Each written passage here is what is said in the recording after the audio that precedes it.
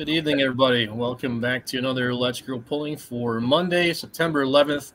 I hope at some point during today you took a second and just kind of reflected on what this day is, what it meant to those of us who lived it. And if you weren't around then, feel free to ask someone who was and just get a little perspective on how different the world is now versus what it was 22 years and 1 day ago. It's a different thing. But anyway, we're going to try to have some fun tonight. The season is getting a little long in the tooth. There's not a whole lot left to it. But this particular past weekend, it felt like there was pulling going on everywhere. And Kyle's in a cave. Where are you? I'm in a parking lot. My bad. I'm outside of Home Depot. Turn your dome light on if you're in the car. Maybe. Anyway, yeah, it seemed like there was action all over the place. I mean, you couldn't go, I don't think, depending on the state you were in, you probably couldn't go 100 miles without running into a sled pull going on somewhere. I think for where I wound up at this weekend, I drove near or past, probably within 10 miles of at least two other events. And in the case of one, I was 1,000 feet away from it on my way by. So it was just one of those weekends. But we've got another exciting weekend of stuff coming up. And Kyle, you were due up first for what you guys have going on at Dragway 42. So I want to bring you in here, you and your dome light. Yeah.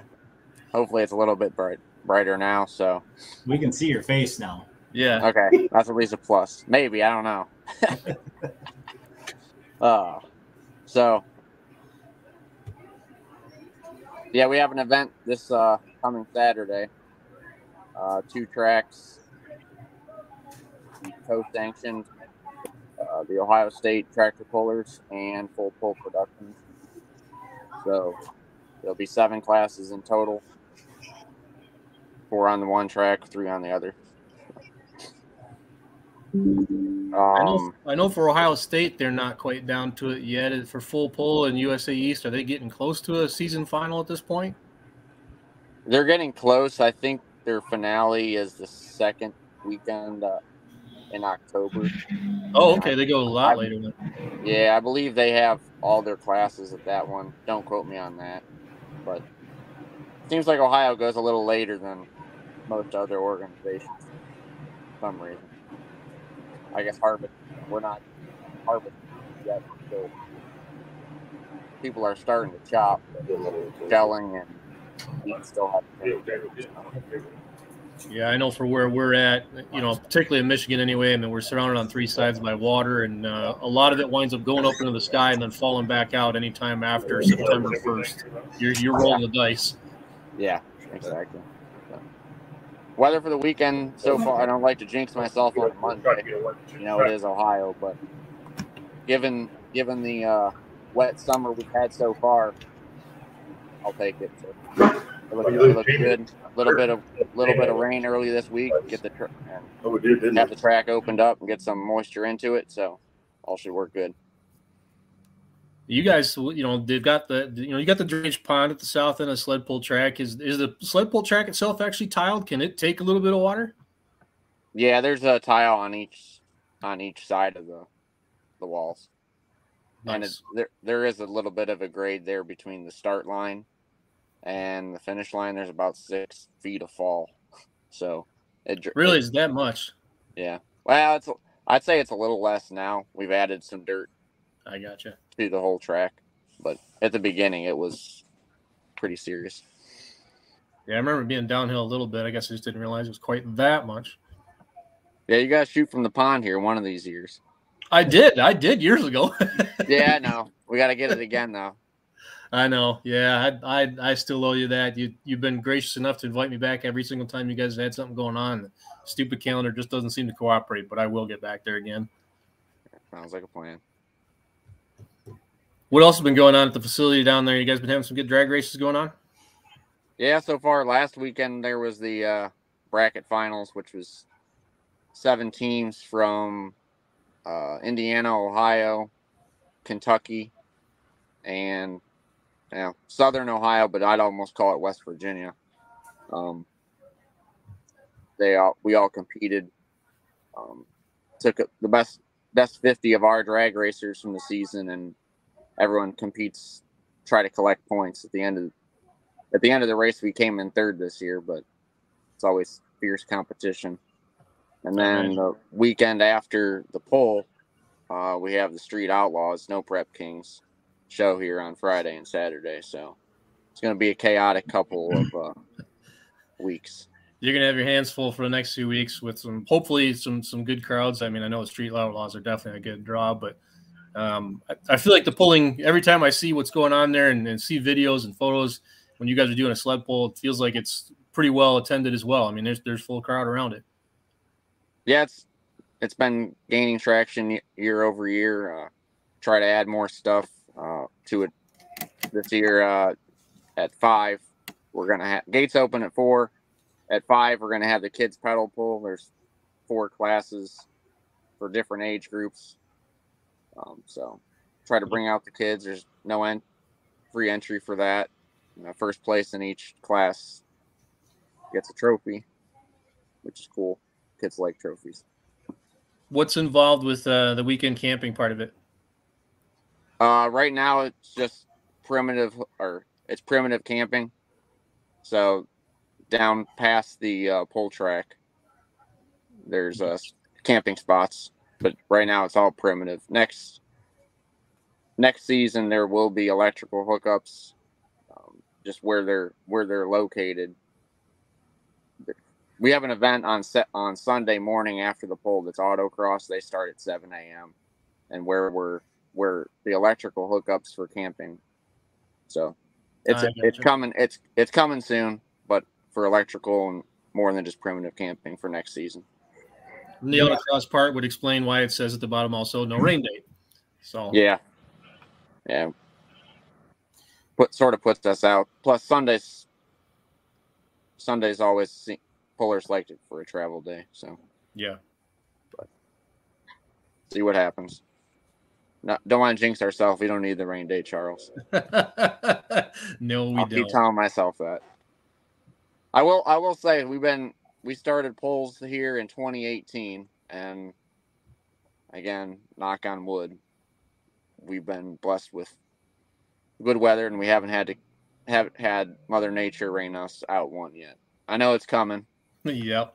It's every promoter's worst nightmare, but as of right now, the weather forecast for Ohio and West Salem looks good. So. Sweet. Looks like Adam's going to be there Saturday, so you can stick him in the pond on my behalf. He can shoot from down there for a class. He'll find out. So he was here in June, and I don't know if Jesse's coming or not. And then there's the poll the following day up in Ashland, which is 15 minutes from our facility. So I know the Keener family and Ashton Wooster Drive-In are doing some bonus awards for the 2-wheel drive class between our event and the Ashland event on Sunday. I believe they're taking cumulative distances from the top 5, and each 5 of those pullers gets an additional $500. So gotcha. 2-wheelers should be good numbers there for sure. There's always good numbers of 2-wheelers at any event. But I don't know how much Adam likes staying married, because he says he's going to stick Tiffany down there in the pond instead. Yeah. We'll find out. Mr. Pulltown Nut wants to know if there's a campground night party at Dragway 42, because that's really all he's interested in anyway. It's building. It's not a Pulltown campground yet, but that'll take about another 30 years at least. But we can start it. You won't need an entire pallet of Busch Light. You can get by with maybe just a case or two. Busch Light, some music, security guard, and a couple lights, and bring out the party vehicles. We can make it happen.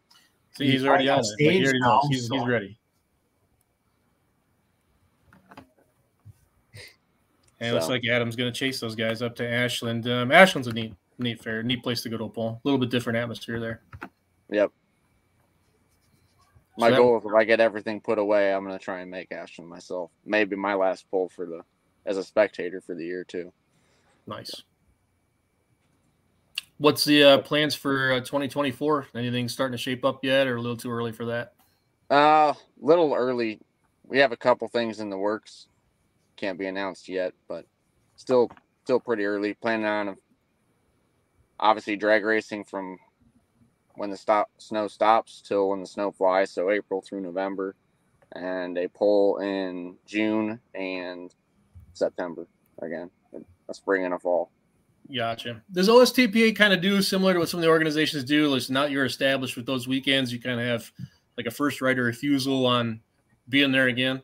Correct. Yeah. Yeah. Yeah. So that, and with the fairs, it's hard. I'd like to get closer in July just because the weather's better in July than it is in the spring and the fall. But with the fair schedule, it's very difficult to. They've been there forever, so you can't. Yeah. They're all pretty much gridlocked. Yep, I get that. That's the maybe the beauty and the downside of being affiliated with a state that actually has such a very healthy, long-lived, and very strong program going back that far. Yeah, I don't remember how many events they had on the schedule for this year, but between Ohio State and the regional level of NTPA, there's a lot of events in Ohio, Indiana, and Pennsylvania for sure. Yeah, just on the, I'd say, regional and state level. So it's difficult to not conflict with another long-standing event. Yeah, I hear you there. What are you guys looking at? I think maybe it was on here and I missed it. Let me actually get rid of that so we can read the whole thing. Admission prices. Yeah, that's what I was going to ask. I was looking to see if it was on there, but adults are $25 and kids 12 and under are $10. It's free open pits. We'll have food vendors. We'll have beer garden, and parking is obviously free as well.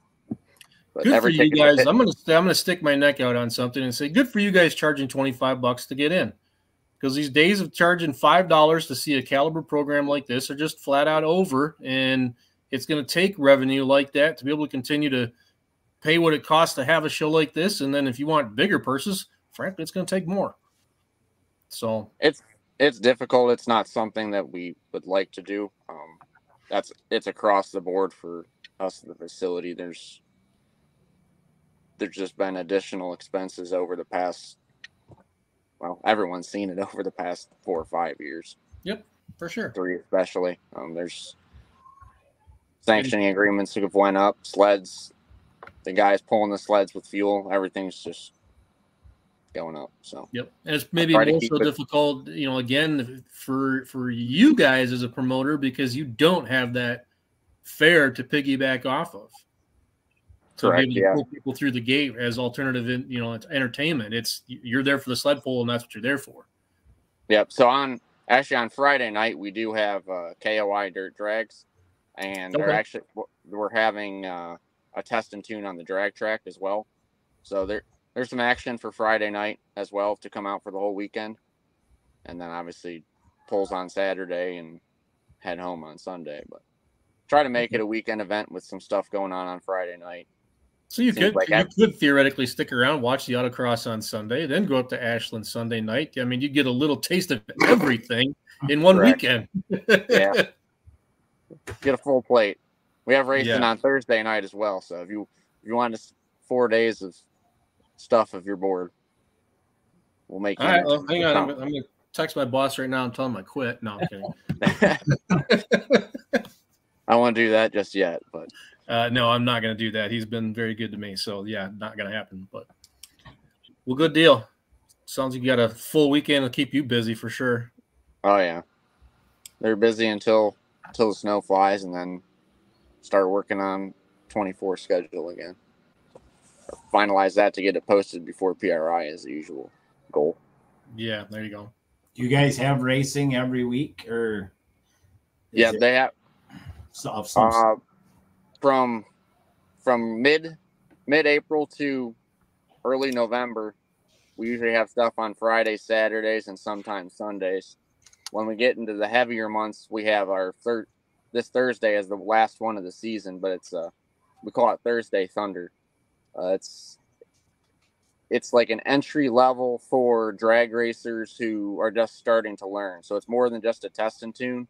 It teaches about or Charles can maybe help with that, but it teaches about bracket racing, dial-in. Not everyone has the budget to have the fastest car at the track, and you don't have to have the fastest vehicle at the track in order to win a race.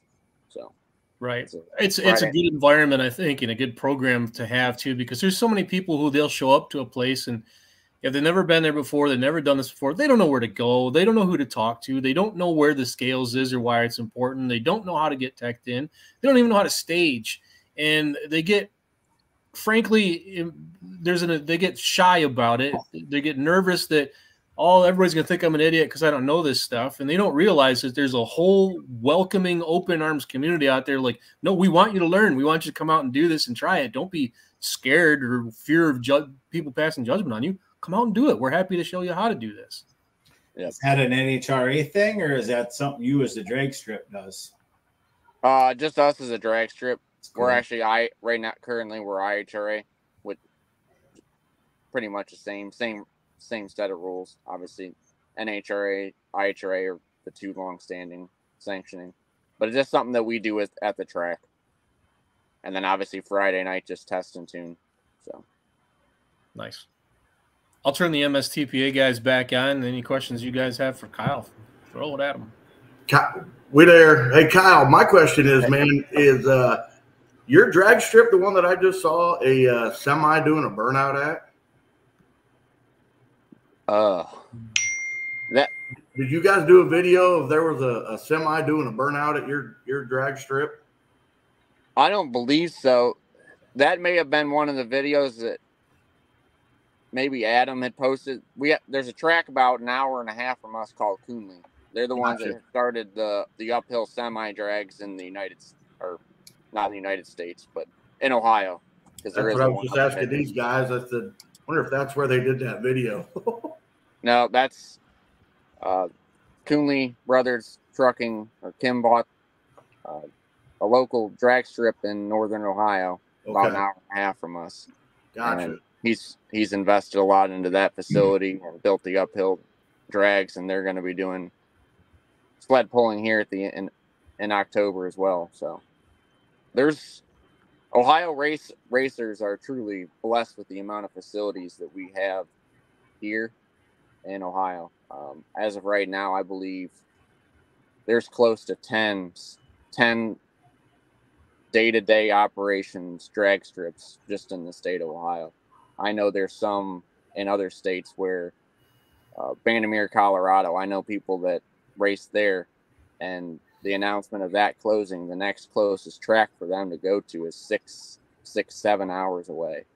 Yeah. We have a lot of our racers have within 2.5 to 3 hour radius can hit 7 to 8 tracks. So heck yeah.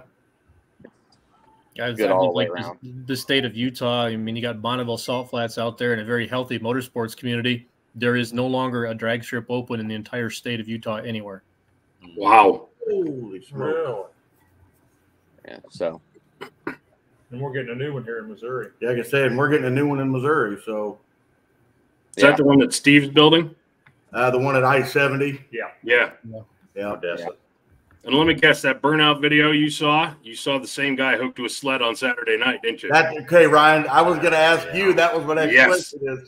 I think it was that Ford truck. Yeah, okay. Yep. Yep, that was him. Wasn't at our place, but no, I think that was in Ottaway. Okay. Okay, that's what it was from. Yeah, that was probably. Joe had a pretty good weekend in Ottaway. 2 seconds, correct? Yeah. Yep, brought home some hardware. Yeah, that stuff's cool. I'm I'm gonna hopefully get up to Coonley when they have this fall one, because I've heard it's crazy. Kyle, You'll just get build a eyes, you'll hill. get your eyes open. I promise. Just Yeah. build a hill, Kyle, and pave it and set it up. We'll do it. Maybe. I know our family's invested a lot in there, and I know Kim has invested a lot in that facility, and maybe we'll just let Kim do his uphill drag. Well, Brett Roberts, that's going to be on with us from Bedford. He's into the truck pulling thing, and he's got a couple of those trucks from Jerseyville, and they're pretty much set up to.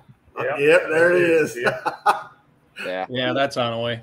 That would be that one. He was at that truck actually pulled at Buckner at that MSTPA Outlaw show Saturday night. Yep.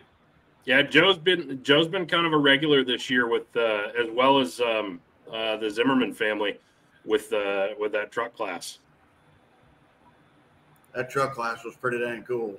Yeah. And by the looks of the smoke as he went up the hill after that was all over, kind of feel like took a turbo with him when he did that. Yeah, I was gonna say that. Florida Piston. Didn't look the best at the end there. Couldn't have been too bad though if he was back together next weekend. Well, if it was just a turbocharger, they probably had that fixed within a couple hours once it cooled down. Yeah. I've seen that happen up and down the way a lot. Well, wasn't it? Well, one of the whip, the Texas whip or the little whip, one of them had a motor. One of Don's trucks. Yeah, they had to put it completely together. Yep. Pulled the motor in the pits and swapped it. Ran that night. Yeah.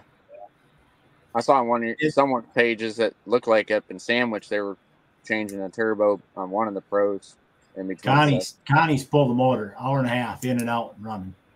Yeah. That's crazy. But here's one from Andy Leonard. Do promoters carry insurance for rainouts to cover some expenses such as sled rental? Some do, yes. Some, yeah. I think all of us here would probably respond and say the smart ones do. Yeah. Yeah. I did it. You're gambling. Yeah.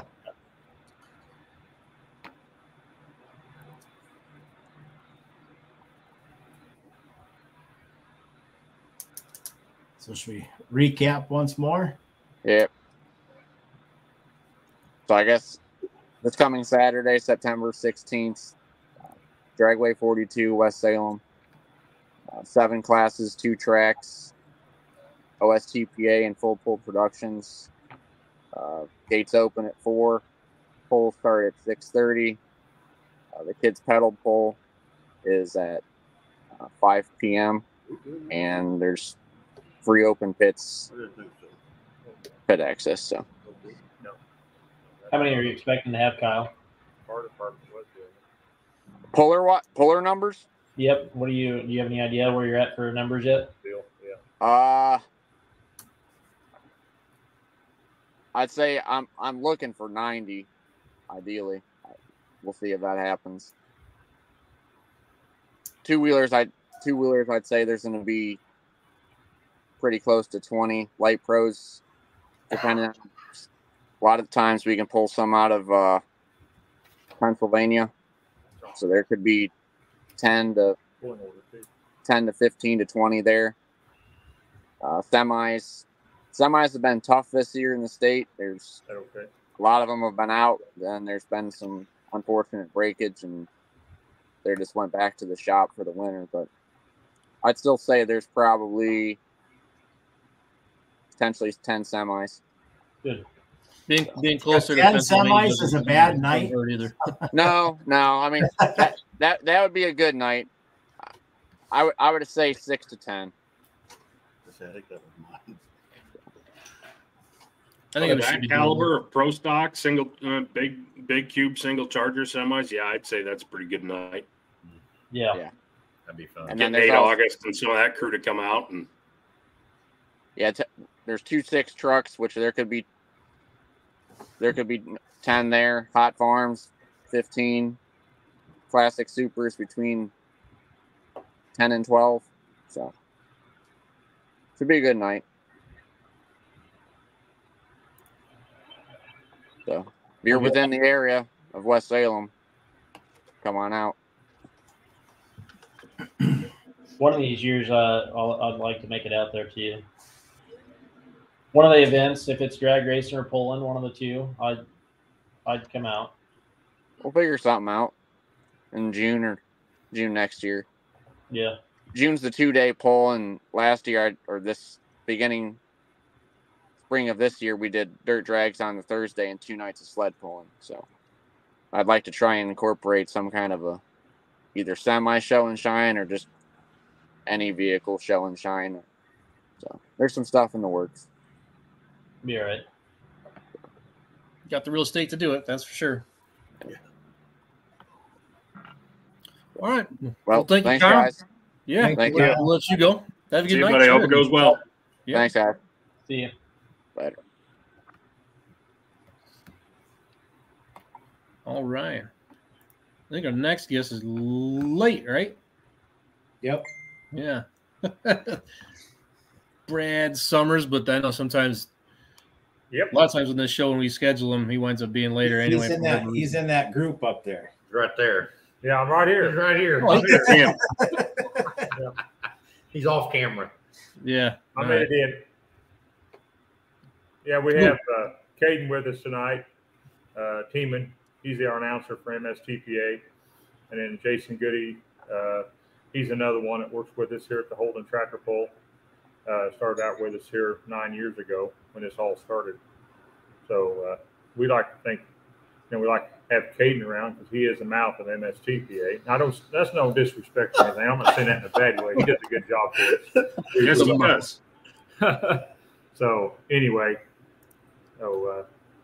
Caden. Right on. Hey, first thing, Ryan, from Saturday night. Hey, Garrett, how are you, buddy? Hey, Ryan, do you have pictures or anything of the outlaw side when the orange sled stopped that kid from hitting the wall? I do. I have not edited them yet. I haven't checked to see whether or not how well they came out. I looked at them on in the viewfinder after I took them, but I didn't have a chance to actually play with them at all. If we'd have had a GoPro directly on us, he was gonna end up in my lap. Yeah, that's what it looked like. I saw Mom's video. Yeah. I'll tell you what, that surprisingly, well, not surprisingly, that Buckner track on that West Side track does not like the Paulson family. Oh, Nope. So 2 years ago. Daly's pass was eerily similar. Yep. Man, it was we thought for sure that he was going to end up in us, but man, did a heck of a job. Yes, he did.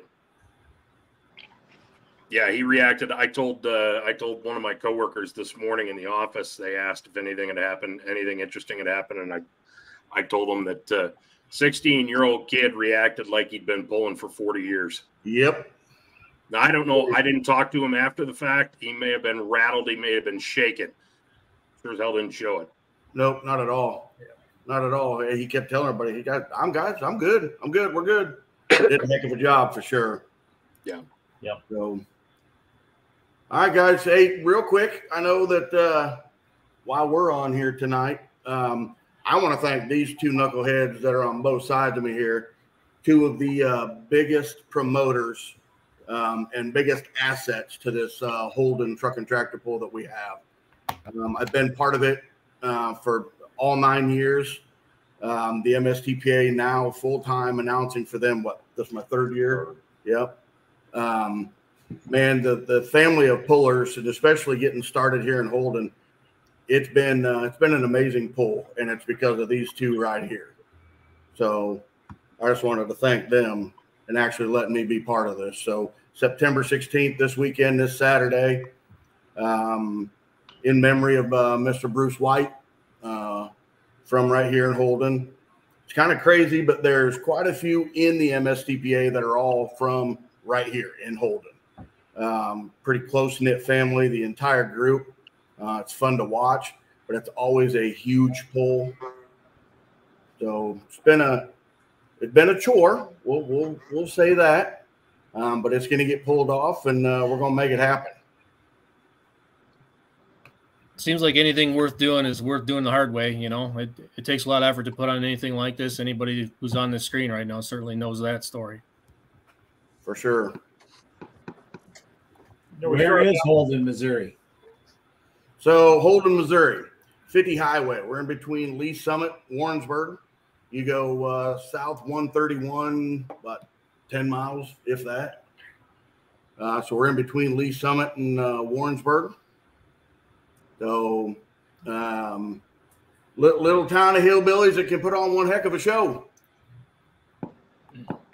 So you're close enough to pull that Kansas City audience then. So, yeah, some. They don't have two-wheel drives on there. That's the flyer. Ah, that is a flyer. Hey, one thing we want to point out, it's on that flyer that didn't get put on there, that our two-wheel drives will be there as well. By two-wheel drives blown, or is that like the two-wheel drive pro stock gas? So 485 and naturally aspirated. Yeah, naturally, yep. Or blower. No, sorry, that's modified truck. That's mod. Yep. Yeah, no blower. Naturally aspirated. Natural aspirated. Two-wheel drives. guys like Starcher and Starcher. Yep. Okay. Teeter. Teeter. Yep. Yeah, we're gonna have some of the NK pullers too, like Jesse Davis. He's bringing some folks with him from Kansas. So Josh Rail. He's got his back together. Yeah. Yep. Kit Carter. Kit Carter. So it might be up unless he's showing. Yeah. For the classes listed for BPM classes, I mean, D2, D3, that's going to be antique tractors, farm stock, and then stock diesel pickups. If somebody wants to get out of the stands and out on the track for this, what are they looking at really kind of as a baseline in terms of rules for those? Okay, so stock diesel. I mean, here in Holden, we hook to that sled. All you got to do is make sure that you have the proper safety equipment on the back, that it's not going to snap, go bang, and I'm going to send you into the crowds.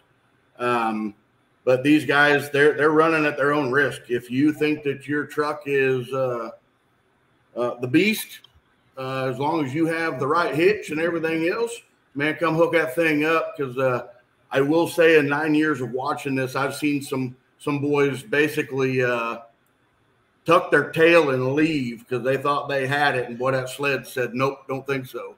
Welcome to the Drive Shaft Show. Yeah. Yes. Yeah. Absolutely. Or Chevrolet tie rods. Yes. Yep. The dance floor, you mean?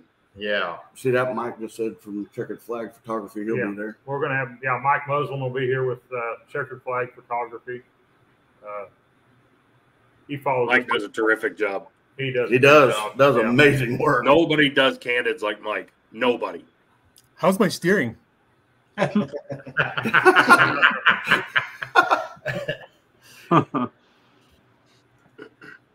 BPM. So 9 years, and what's the secret to a successful show for 9 years? These two right here, keeping everything in line. I promise you guys, I've short time been with MSTPA, watching the pulling world. I come from, chasing that finish line, watching this whole pulling world, man. If you've got a good group, man, things happen, and it goes smooth. With as many hooks as we usually have in Holden, the iron that we do have in Holden, man, we're never super late. The only complaint that anybody in this town has is the fact that they can hear my loud mouth clear up to the school. Moisture PA management. works good. Moisture management in the track will be. It was key last year. Last year, probably missed the water by a couple thousand gallons. We probably should have had a little more water in it last year. So depending on what moisture management will be. Mr. Perfect's being humble here. He loves a good track. Yeah, I've been down there once, and it's a good track. Yeah, that's another big key. Absolutely. To a good show. You gotta be able to build a track, and them guys, they do it down there. They do a good job. Thank you, So Brent. Yeah, I will say that. So, but Was this back in the cage crawling days, or was this the door slammer days? both? I pulled 2.6 trucks on that track. Jason knows who's there.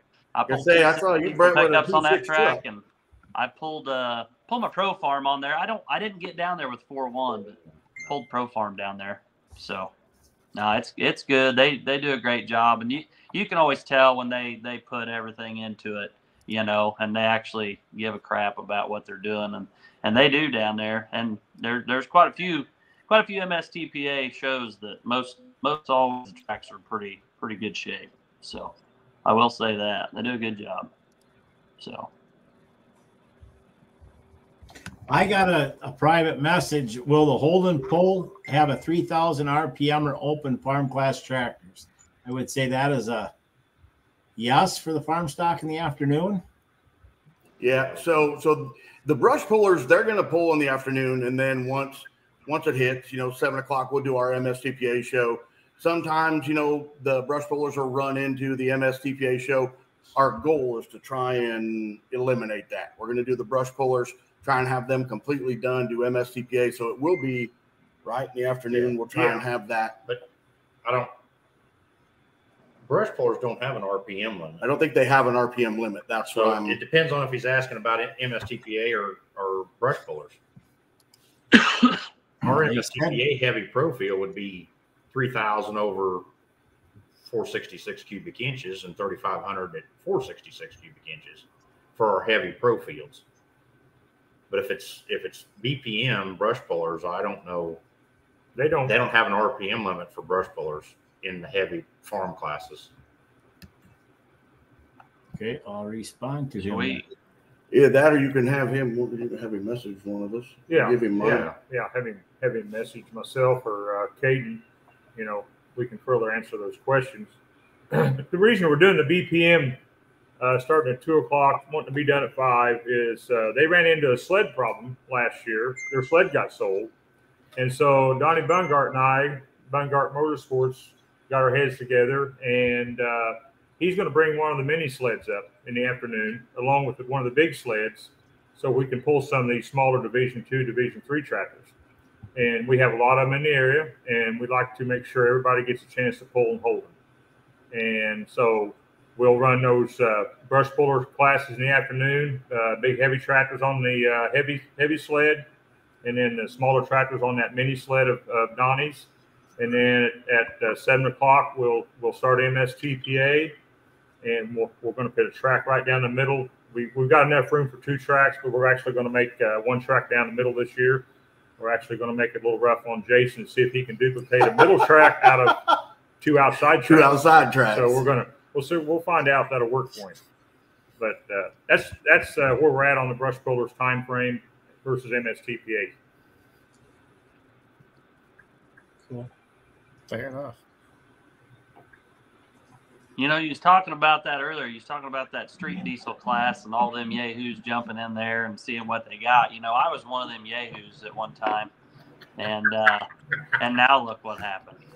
Brent, I gotta agree with you, man. Last year officially fell down the rabbit hole. Well, I tell you what, high school, man, we started pulling diesel pickups. I had a 99 Cummins in high school, and I was one of them. Oh yeah, I've got it. And honestly, we did okay with it, but it just, me and my buddy, we just kept, and it cost me more than a U-joint and a drive shaft in the long run, I'll promise you. You've never grown out of that, though, have you? So, but no, that's always fun. That's always fun class to watch, and I don't know. Some people may not, but I love staying and watching them things, and just, I don't know. I mean, I'm probably kind of mean. I just sit there and laugh and shake my head. I'm the old guy now, but man, I tell you what, that's how it all starts. That farm stock tractor and them diesel pickups. It's all downhill from there. Well, I just wish your kid could have announced when you're pulling diesel pickups, because that would have been funny. Not gonna lie, when he grabbed the mic at Burlington Junction that one time, and the other guy says, "Well, how's Dad gonna do?" He goes, "Not very good." He's like, "Well, why not?" He needs more parts. Yeah. There's something about a turbo or something. I don't know. They do pay attention, but I mean they're honest, So yeah. Goody, can we put your kids on the mic when you make passes on Saturday night?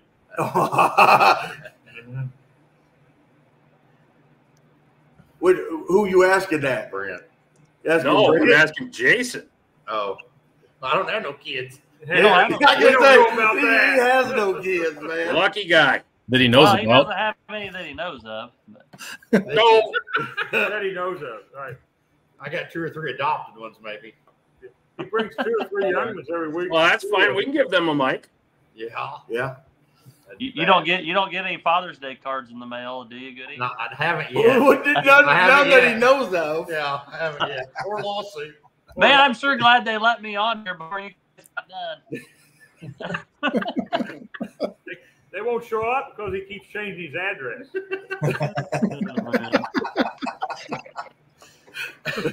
Hooks the hitch to it and everything. Goes right on down the street, right? So, fellas, how did you guys do? How did you guys end up faring on Saturday night? Jason, where'd you end up? I ended up third, just a few inches behind second. So, Yep. Yeah. Story of his life. I know the feeling. Don't feel bad. Right.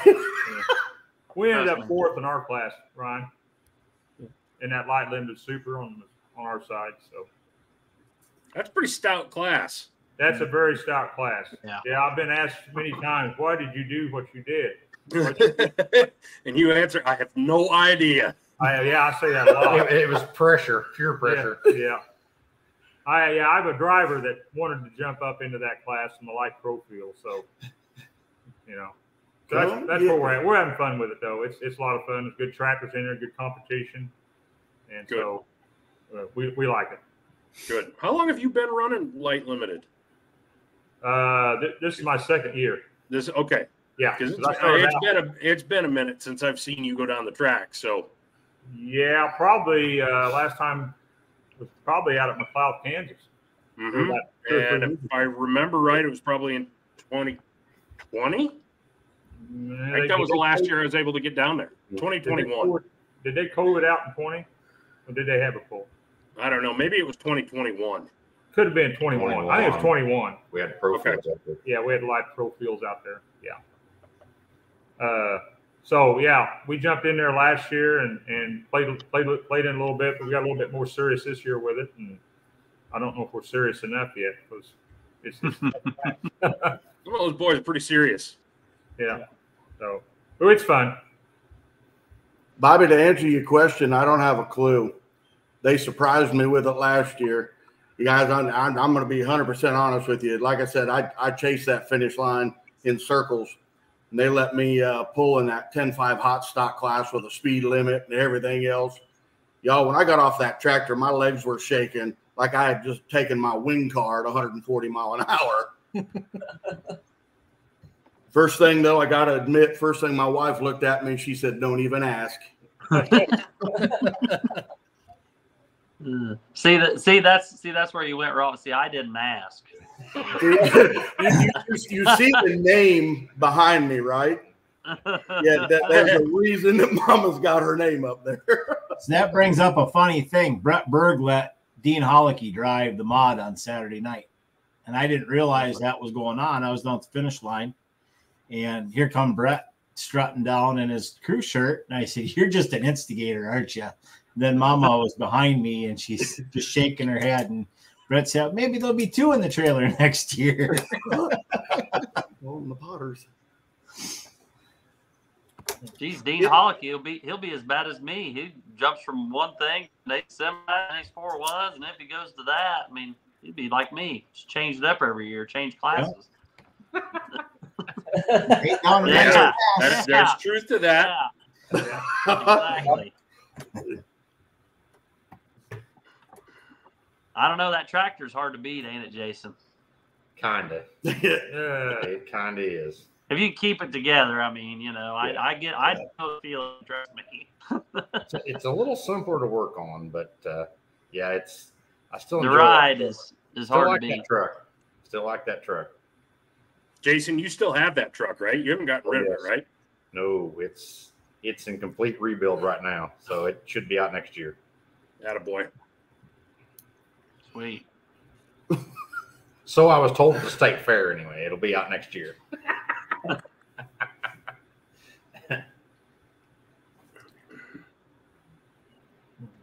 Sweet. Any further questions for the MSTPA guys? No further questions, Your Honor. I was gonna say, you want to do I have one. I've got one. This is for all three of you. What's the one piece of advice you'd give to a promoter who's just getting started? Or Brent. Brent's got what, 3 under his belt now, but he's still young. I've got as a far as long list promoting of them goes. right here. So, Brent, let me ask you, that list you just held up, are those your sponsors? Those are, yeah. Yeah. See, that right there, that's what I'm going to tell a promoter. Yeah, exactly. I mean, there's Yep. Even, yeah, and then I've got a few on the back, but those are, yeah. Yeah, even if that business can't give that whale money, go get every little mom pop. It doesn't matter, because somebody wants to be part of this. Get your $50, get your $75 that they can afford. You know, because they want recognized as well. It's, you know, their business, their hometown as well. Don't be afraid to go ask them, because they're going to be even, you know, they're going to be happy in a pig and crap, man. You go ask them. Yeah. You know, to let them be part of that. That's the biggest thing. I've had more people mad that we didn't come ask them after the show was over. Yep. Hey, how come you didn't come see us? How come you didn't see us? We'd give you $200 or we'd give you $100 or whatever, you know. And so I've had more people mad at us that we didn't go ask or didn't get their help or appreciation or whatever down the road than they were for shelling out $500 to $1,000 or whatever. So. Yeah, and it all adds up, and it adds up faster than you think. I mean, you know, you're out there beating the bushes, and you're like, man, I got X amount of dollars show I got to pay for, and you know, and you think you're, you know, but when you get home at night and you start adding up them 250s and hundreds and 50s, all that stuff, you're like, oh hell, I've got you know $5,000 already or whatever, you know, just for throwing numbers. But I mean, and honestly, a lot of my sponsors, you know, as we progress with the show and we're trying to build it, and you know, and if you've got, you know, something to give back to or whatever to help somebody out, whatever you're doing with your proceeds, should you have any, you know, I mean, a lot of my sponsors have given more every year. I mean, I've got sponsors that gave me $500 the first year and maybe $1,000 last year, the year before. And now we're up $1,500. You know, I mean, you kind of gotta. I mean, you keep going to them people, and you know, if you do grow your show, you know, you try to make it better. You say, hey, you know, we're doing a little more this year, or we're just trying to bring people to the community and bring people to town, and you know, support everything and whatever. And if you're, you know, say, hey, you know, could we get another, you know, would you be interested in doing a little more for us? You know, since we're doing more show or more, you know, donation to whatever cause, or, I mean, you know, just tell them how it is, lay it out and explain what you're doing and why you're doing it. And, you know, other than just, hey, you know, give me $500, you know, or whatever. I mean, you got to kind of, it's a little bit, you got to sell it, you know, you got to sell your show. So. Well, some of those little businesses that can give you the $50 and $100, you know, the cool thing about that is you go somewhere, buy some free merchandise to throw out. Everybody loves that free stuff. You know, you go buy that free stuff. That's a chance to get the crowd into it. You know, that's kind of the reason that, you know, these guys brought me on board, is I love to get the crowd into it. You know, because when the crowd's involved, the crowd's having fun, the pull's much better. You know, so if you're throwing free stuff out brought to you by that small business. You know, make sure you got plenty of help. I mean, you can't ever have too much help. And we was in Buckner the other night. I had a boy up there come to me. He says, hey, can you boys need help in holding? I said, sure. You know, come on down. He said, well, I can be this help, you know. Take them for a while. But yeah, that's another thing, because you can wear your help out so quick. Oh, yeah. And you know, you got to appreciate them, and they're out there all day with you and all night and help them do this. So make sure you got plenty of help. That's another thing. Yeah, you don't want to turn anybody down. I mean, you know, because you know you people come and go or whatever. I mean, that we've pretty well been our main shell or skeleton's pretty much the same, but we've been really fortunate. We've got lots of good help, and man, if you can get even if you can get a few pullers involved to help you, I mean, and your whoever's hometown or whatever it is, maybe they don't help, but you're putting your promoter, but you don't pull. I tell you what, have some pullers helping you, 2 or 3 maybe even, that kind of know how things roll, that go to these polls every weekend and kind of see, we all learn from each other's, mistakes, and we all make them, and we can all improve how we run our show or how we work our track or whatever, to make things more efficient and speed it up or whatever. It don't hurt to have a little bit of that knowledge in your group. And I've been to polls where no pullers are involved, and I mean, hats off to anybody that wants to put one on, because that's great. But I tell you what, it does help a little bit, I think, and so that's one secret I would tell you. But food vendors are, you got to have good food. I mean, huge. Yeah, you got to have food. I mean, just another thing. I mean, you look at me, I like to eat, but I don't think I've missed a meal in a while. But anyway, we do ourselves here in Holden. We have the first. Last year was the first glazed donut pulled pork sandwich. You Ryan, you heard that right. Yeah, I was going to ask. Can we please repeat that slower and louder? Glazed donut pulled pork sandwich. Phenomenal. Brent, make notes. You got 4 days. Yeah, exactly. It's real easy. Just take that glazed donut, cut it in half, and then put that pulled pork in there. And oh boy, you got the sweet and salt and everything right there. Yeah, that'd be about 10 o'clock. I've had burgers like that. Yeah, I have too. Yeah, you got to have food, because I mean, people. Yeah, you got to have food. It's a meal in of itself. It covers all 4 food groups: sugar, salt, starch, and grease. That's right. Yeah. Nice. Yep. And I'm kind of biased, and I'm going to throw this in there, but then you have Coltrane Energy come to your pool, and we get everybody jacked up on Coltrane, and it's a heck of a night, and we can last all night. Boy, Ron was bouncing off the frickin' walls on Saturday night. How many of that did he actually drink? You had one? I said, man, Ryan and Coltrane keep me well stocked. Speaking of, man, I want to give them a huge shout out for that, because they've taken care of some organizations this year. A new company out in Missouri, made right there in Missouri. They've been a blessing, man, to this whole pulling world here lately. I would agree. Yeah, they Somebody have. take a They've jumped in. screenshot of what's of that comment on the screen. It's important right there. Very important. File that away. Doug, take that screenshot. Use that in some marketing down the road. Absolutely. We got sponsors that's been with us since we started. Han Farms, Han Seed and Fertilizer, the City of Holden, F&C Bank, Central Bank, Park City, Maui Ag. Assured Pest Management. Yeah, my company been at it. So Jason Goody, Goody Seed. We've had sponsors since this thing started 9 years ago, and it's you just go to them, and they're more than willing to support it every year. How many new sponsors did you bring in this year? Not many. Most of them are just our regulars. Most of them are just our regulars. Yeah. Well, shout out the new ones. Shout out the new ones. Give them. We just did one of them, and that's Coltrane. Yeah, that's one of them. Mershon Farms. But Mershon Farms out of Buckner. They started with us last year, and they're again sponsoring again this year. So appreciate that sponsorship. Well, and there are a couple new businesses like Bush's Barbershop and the Nail Hive. They threw money in Liberty Link. This will be the first year they're doing like the internet that we're on now. They've been a huge asset to the city of Holden for sure. AgPower does a lot in our area. Yep. And Brent, that with tractors and pull off tractors to work track equipment with, track equipment. AgPower does a lot in our area. I mean, they're shuffling tractors and gators everywhere every week to help out. all polls. All the polls. Yep, every poll.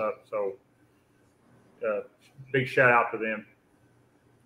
Did you get that Magnolia Meat Company on board yet? No, I asked Cole about that, but I don't think I got very far. Come on, Shackelford, get with the program. Thank you, by the way, for bringing me those T-bones, by the way. Yep. You bet. Twice. Well, you think I'm kidding, Cody? No, didn't he bring him to the last poll and you forgot it? No, well, Cole did, yeah, and we were never able to link up. That's why I said twice. Yeah, so second time was a charm. Jason brought them for me on Saturday. They look amazing. Yeah.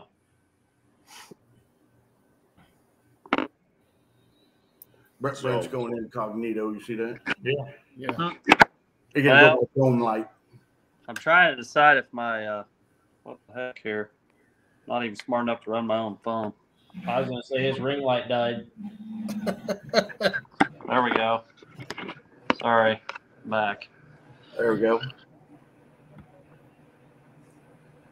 Again, guys, yep, this weekend, the 16th, out at the Holden Industrial Park on 58.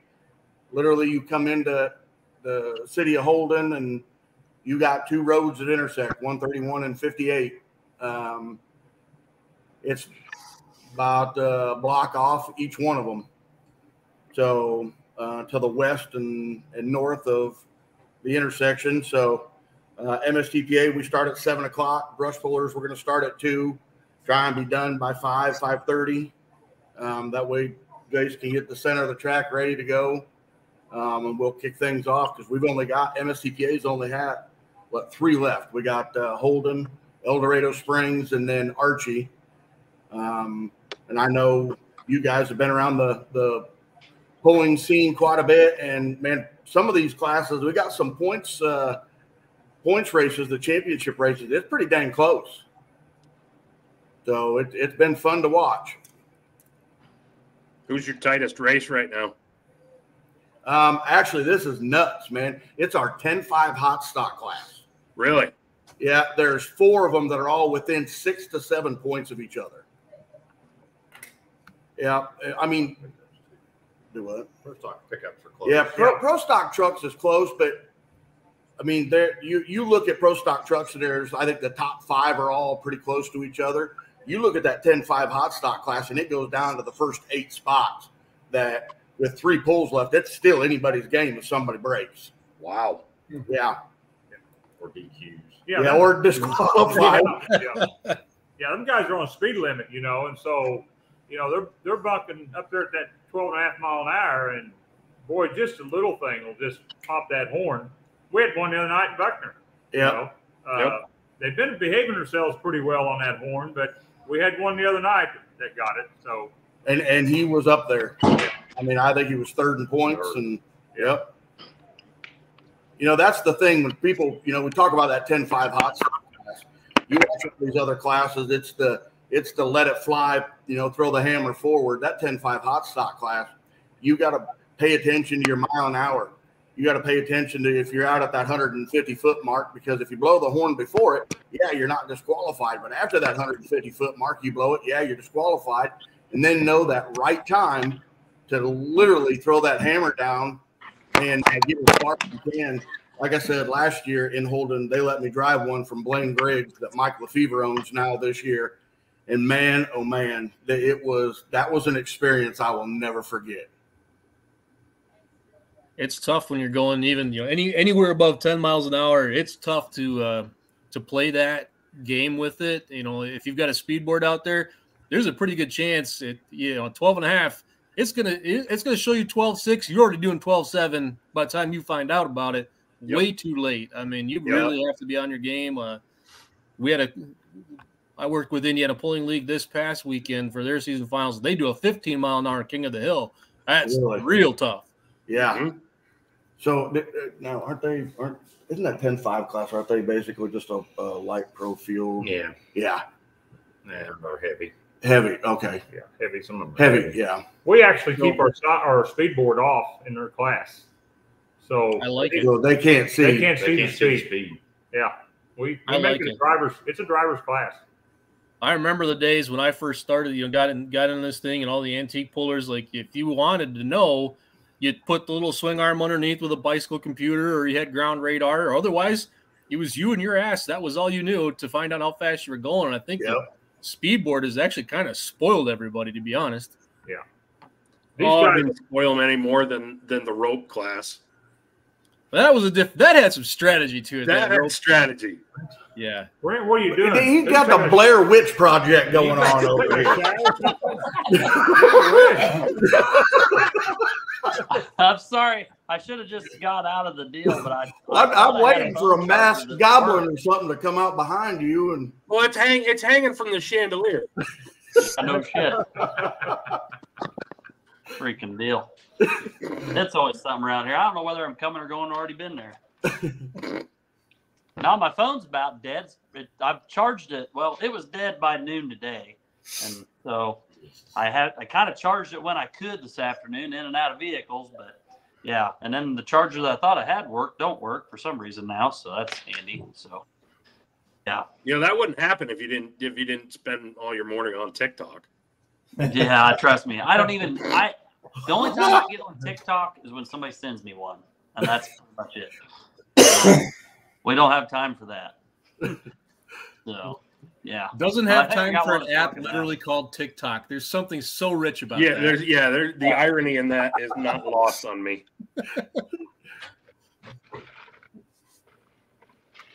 Well, fellas, any last words of advice? You've given us an hour of your time that you're never going to get back, and we apologize for that. But over an hour, they were in the green room before I got in here. Oh, boy. Man, the only thing that I have, and I know with these two sitting here, man, is watching all these pulling organizations and now being part of it for the short time that I have. Man, I just ask that everybody that's watching this just keep doing what you're doing. Because I love how, I can watch that a lot of organizations work together, can put pulls on together like we had Saturday night. I know we've been with different organizations, all throughout the season, co-sanctioning. I get to announce quite a bit at the state fair as well. Love watching how many different groups can come together and just keep the sport and the world of truck and tractor pulling alive. Amen to that. Yep. And a lot of people think, that from whatever level, whether it's whatever's going on in Missouri at the state level, all the way up through the national organizations, everybody gets online and creates this thing where everybody hates each other. I promise you it's not true. And those guys at the top levels talk to each other weekly, if not daily. They are working together, whether you like to think that they are or not. They are. Yep, that's what I want to throw out there and portray to people. If people are watching, that I want to make sure people understand that. And these groups are coming together. Quit pitting everybody against each other. Charles, like you said at the beginning of the program, man, today, 9/11, we know what happened, in 2001. Does everybody remember where we were at? I literally had just gotten out of the military. And actually 3 days prior to that was got my acceptance letter into Fire Academy. So you can imagine the world that when that happened, I just sat there and went, wow, now what? So we can all come together. Ryan, were you there for the opening ceremony? Mm-hmm. Yeah, that's the one thing that people don't ever want me to steer away from. I'm not afraid to step on toes, especially for the American flag. I like to tell people, if you can't stand, I understand that. But if you're not going to stand, like I said, Jason Aldean said it best, try that crap at a small town, see what happens. There's too many good Americans at these truck and tractor pulls will show you to the door quickly. Yep. Larry Richwine's line for the national anthem this weekend was, if you're able to stand, please stand, because this is not the NFL. Yeah. There you go. Right? Yeah. Absolutely. I won't bring up the NFL because you guys might be Chiefs fans, and sorry. Yeah, there's that. I will bring this up, but you know that Tony supposedly was offered a whole bunch of money to do a Butterfingers commercial? Seriously. Everybody's laughing. No, he was. Even though he turned it down. By the looks of my Snapchat, there's not a lot of happy Jets fans right now. No. Guys, thanks Anyway. for having us on, though. Yeah, Thanks for anytime, coming guys. on. It was good to see all you guys. Yeah, thank you. And I'm not going to kick you out. You're Thank you, free to guys. hang out till the end if you want. Yeah, if you guys want to hang out, that's fine. Listen to us roast Brent. Oh yeah. We don't No, know. you go ahead and kick them out because you guys don't need any help. And I know where this is going. We may No, want to comment. I'll tell you what I do just for you, Brent. I will mute them so that they can take notes and save it for the end. Yeah, that's what I figured. Well, for some reason you are taking off. Good luck down there this weekend, guys, with everything. And hope everything goes good. Good I luck to you think guys. I think we're, the problem is, so last year we did this on like the 26th of September or whatever. Well, we bumped it up this year mainly because we went to an outlaw event, and we were trying to pair it up with Spencer, Iowa, which is Sunday, so the pullers don't have to come to Bedford, go home, drive back to Spencer the next weekend. So last year we was always on top of Nevada. So one way or another, but I really think that we're far enough apart that I don't think spectator-wise it's going to matter much. I mean, I think there's probably kind of two different fan bases there somewhat, and the locals are going to come this way, and your guys will go that way. And Holden is always a good pull to go. I mean, I've been to Holden many times, and so it's definitely a good one to go to. But definitely good luck down there with everything, and keep doing what you're doing. Thank you. Thank you, Will do. Brent. Thank you, Brent. That extreme level of diplomacy you just showed is not going to save you from them roasting you. Oh, I know. I just thought, I mean, I know how it is. It's a lot of work. But in all seriousness, though, what you just said, 100% true, and I hope that comes through. That from what you guys were just saying too, that together really is a thing. There's enough to go around for everybody. Oh yeah. I mean, they fans down there that there's fans south of Kansas City. They don't want to drive clear to Iowa, when they. I mean, shoot. I mean, that's to drive 2 hours to a pull as a spectator. That's a lot, Yeah. Brent, I will tell you, man, that you guys pull a lot around my my actual hometown. I come from, around where Kurt's from up there. My hometown's actually Lamar's. Oh, So see. I know that entire area up there very, very well. My entire family, like Bedford, well, you guys pulled at the Plymouth County Fair this year as well. Mm-hmm. Yep. So that's where I grew up. That's my hometown. So my whole family comes and watches up there. So. Yep. Nope. It's no. There is quite a few hooks. I mean, in the state of Missouri, they're all pretty spread out. I mean, you got Owensville, you got Lebanon, Holden, and then I kind of consider us somewhat Missouri. We're just barely across the line, but I mean, yeah, we're right up there in the northwest corner, and so there's lots of places for pulling fans to go get some action, this weekend, before the season comes to a close, so that's pretty cool. But anyway, yeah.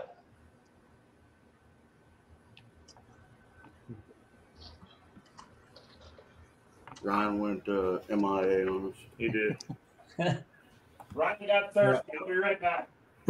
He's getting a refill. Don't worry. Oh, not even a refill. Did he go get a glazed donut with some bacon and try Probably. trying it? He Didn't he? can't.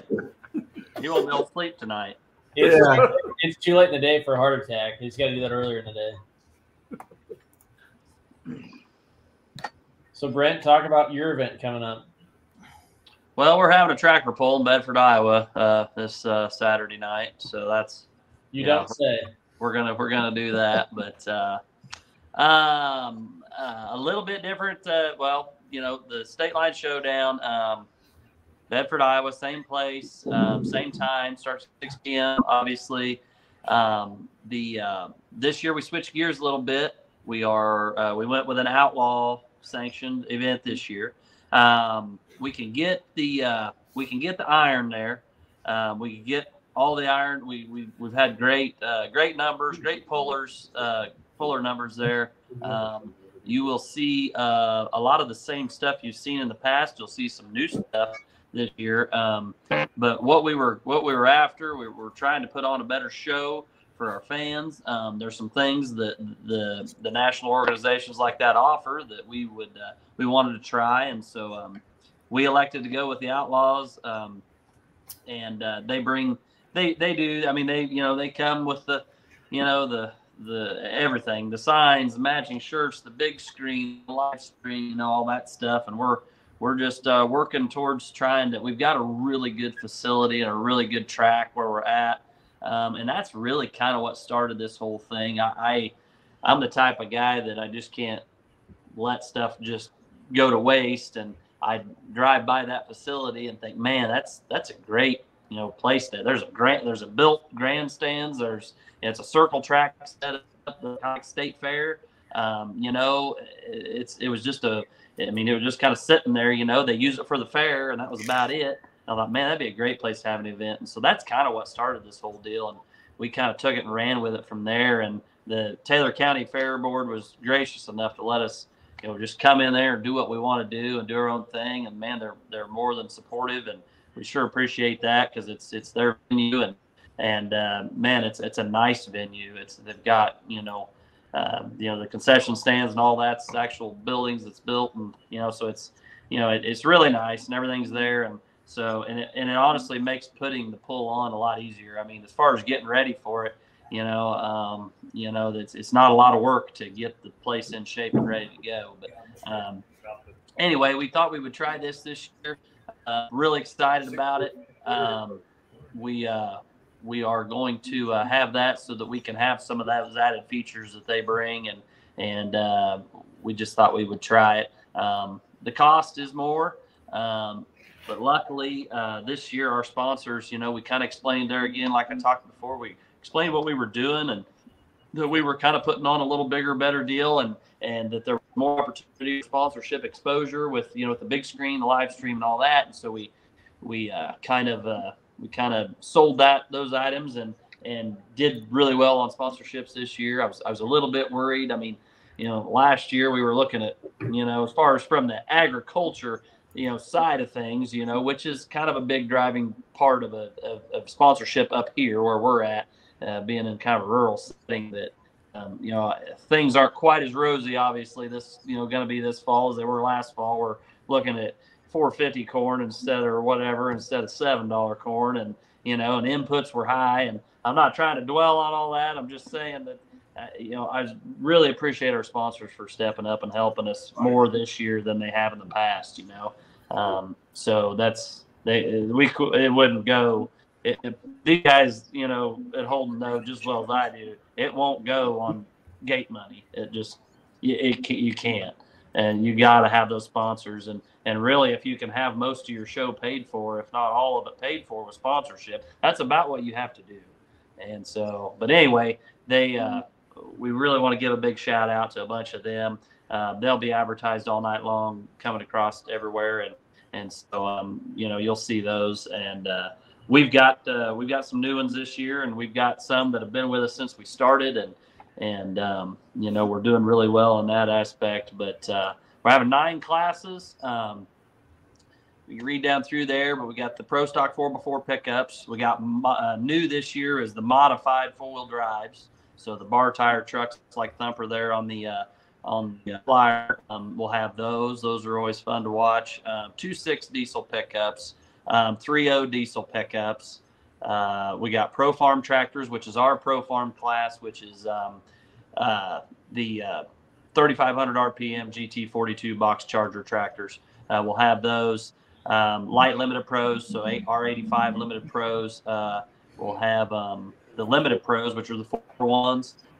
We will have Pro Stock tractors, which is the 5-inch Pro Stock tractors with Outlaw. And then new this year would be the Pro Stock semis, which is the class that I jumped into. So we're really excited to have those. We should have 5 of those. It's been a deal keeping them all kind of going the same direction this summer, trying to get them all in one spot. But we will have 5 of those there, to my knowledge, Friday night. But anyway, so we're real excited about that, to bring that to Bedford. The 2.6 diesel pickup class. That is the only class I believe, other than I guess maybe your pro stock 4x4 trucks, but the following is kind of separate. There's a lot of pro stock 4x4 pickups in the country. If all of them went to Holden or came to Bedford, that's too many. So it's going to work out really good. I mean, and it don't matter. I'm not picking on pro stock 4x4s. I don't care if it's 401s, pro stock. More than 20 of anything in a class is a lot. I mean, you're kind of over it, ready to move on. So it's going to work out good. The 2.6 diesel trucks, for those of you wondering, because I know there's a lot of followers in the diesel pickup world, we're going to pull our 2.6 diesel pickup early, like first class. And I know the last I was told, there may be some coming up to run that are going to take off and go to Holden after the fact. So I don't know if that's been conveyed. So this may be news to the MSTPA people at this point. I'm not sure, but that's what I was told. We're working on that. Yeah, we just found that out. so yes, third class. Yeah, we had them third class at first, so we have to. So we're going to have to switch some things around. 10-4. Well, that's what I was doing. Now, I don't know how many of them's coming, but I know there, the other day there was a few that wanted to come up and then go back down there. I know 2 of them are definitely not coming, and they're battling it out for the points, I think. So, yep. So they definitely won't be there, but some of the others are like, heck yeah, we want to come and hook there and go, whatever. And I've kind of got a little bit of a tie with them, because that's where I was for a while, and so I got to know those guys really well, and they all like to come to Bedford. And so but anyway, so we was trying to make it. It's about 2.5 hours from Bedford to Holden. So, and I'm pretty sure the Holden show will probably last longer than mine. I know you got more classes, more stuff going on, or whatever, maybe. So, historically it does. So we're going to start at 6 p.m. So we'll probably be done pulling 2.6 diesel pickups by, I would say, the latest 6:45. So I mean, we'll fire them through. So and they don't take long. They don't have to warm up. They don't have to do all that. They're ready to go and lock and load. So we're gonna run them early. That's about the only class that I think that we're gonna be sharing a little bit. And like I say, we're not gonna share them all, but we're gonna share a couple of them, maybe, is what I heard. Other than that, we're real excited. Of course, the semis, everybody's excited about seeing those up there this year, and so it's just something new that we've got that we're super excited about. So aside of that, I mean, that's kind of the deal. Hoping to have, we should have plenty of food. I've had 2 or 3 people ask me, ribeye sandwiches are really popular up here. Everybody wants ribeye sandwiches, and so I hit up the fair. The fair board is actually doing the concessions this year. They've got a big concession stand. They got 2 or 3, 4 windows they can, they can pull out. They asked me, and I said, "Are you guys doing ribeye sandwiches?" And they're like, "Well, we didn't know. We didn't know if those got kind of expensive." And I said, "People will buy them. I mean, people will buy them." I said, just get them. And so I know I've been to, I don't know how many hooks this year. And if they got ribeye sandwiches, that's what I'm having, and I mean, it just is. And if it's $12 a sandwich or whatever, I'd be like, whatever, and I'll throw down my $12 all day long. But anyway, so we should have pretty good food, a good selection there as far as that goes. Question popped up about the beer tent or whatever. We're not, and I'm not saying we won't down the road. And I mean, it's just we're trying to get everything rolling here and trying to take steps, but we are not selling beer at the pull, so that's why coolers are welcome. So if you want to bring it, you're more than welcome to bring it. Obviously, we would rather not have bottles.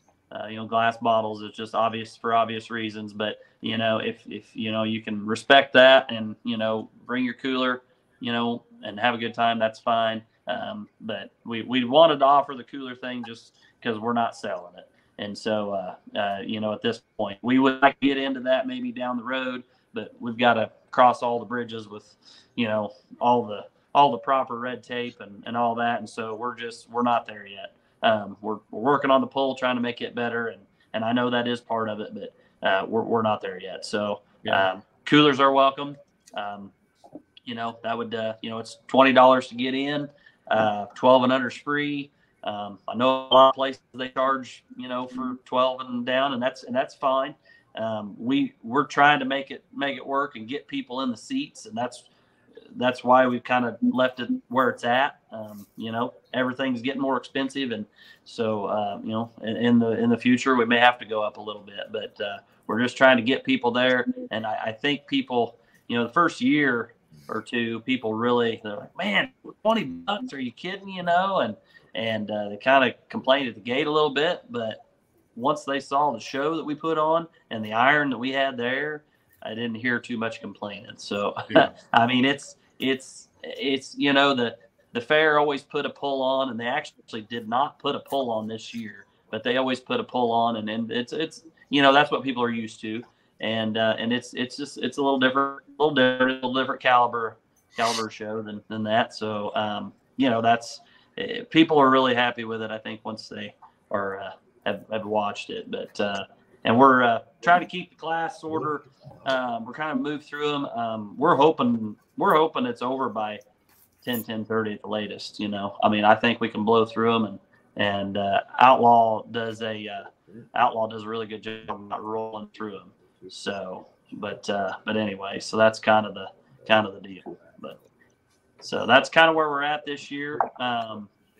We are kind of doing that deal and going from there. So we'll see what happens.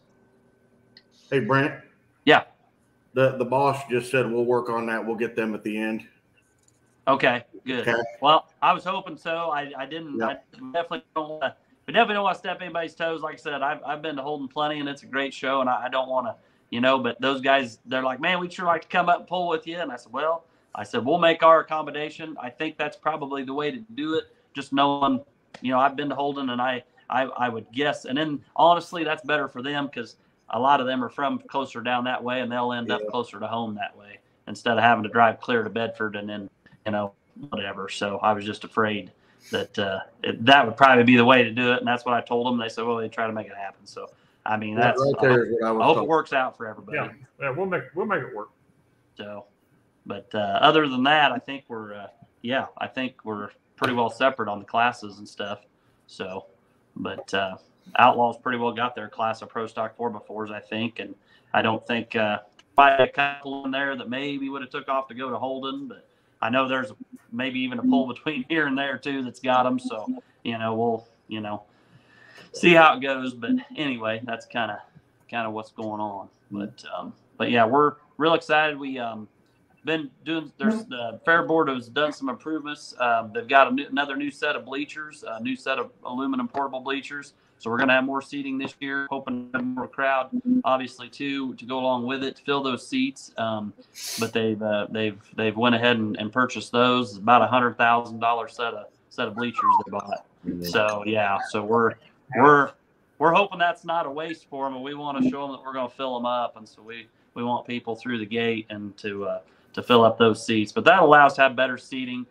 The more people you can cram at that 3-foot mark, the better it is. And so, we'll have that there. I'm trying to think. I'm actually going to pick up some new lights.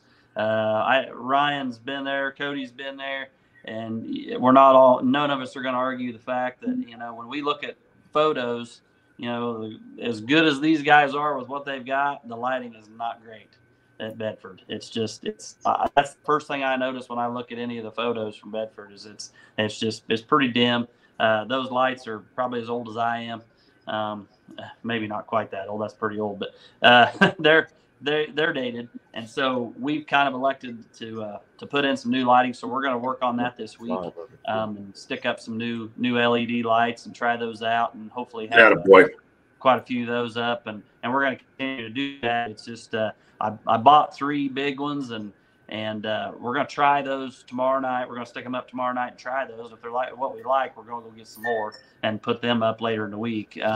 But we didn't want to buy a whole bunch of something that we didn't know if that's what we wanted. And so we're trying to improve the facility and kind of keep that going because, man, it's a great. And I know all the Outlaw, a lot of the people that I had there before, a lot of the pullers are in the Outlaw organization, and they really like coming there. They really like Bedford, and it does work good. It's just the setup, that circle track there again. It's all flat.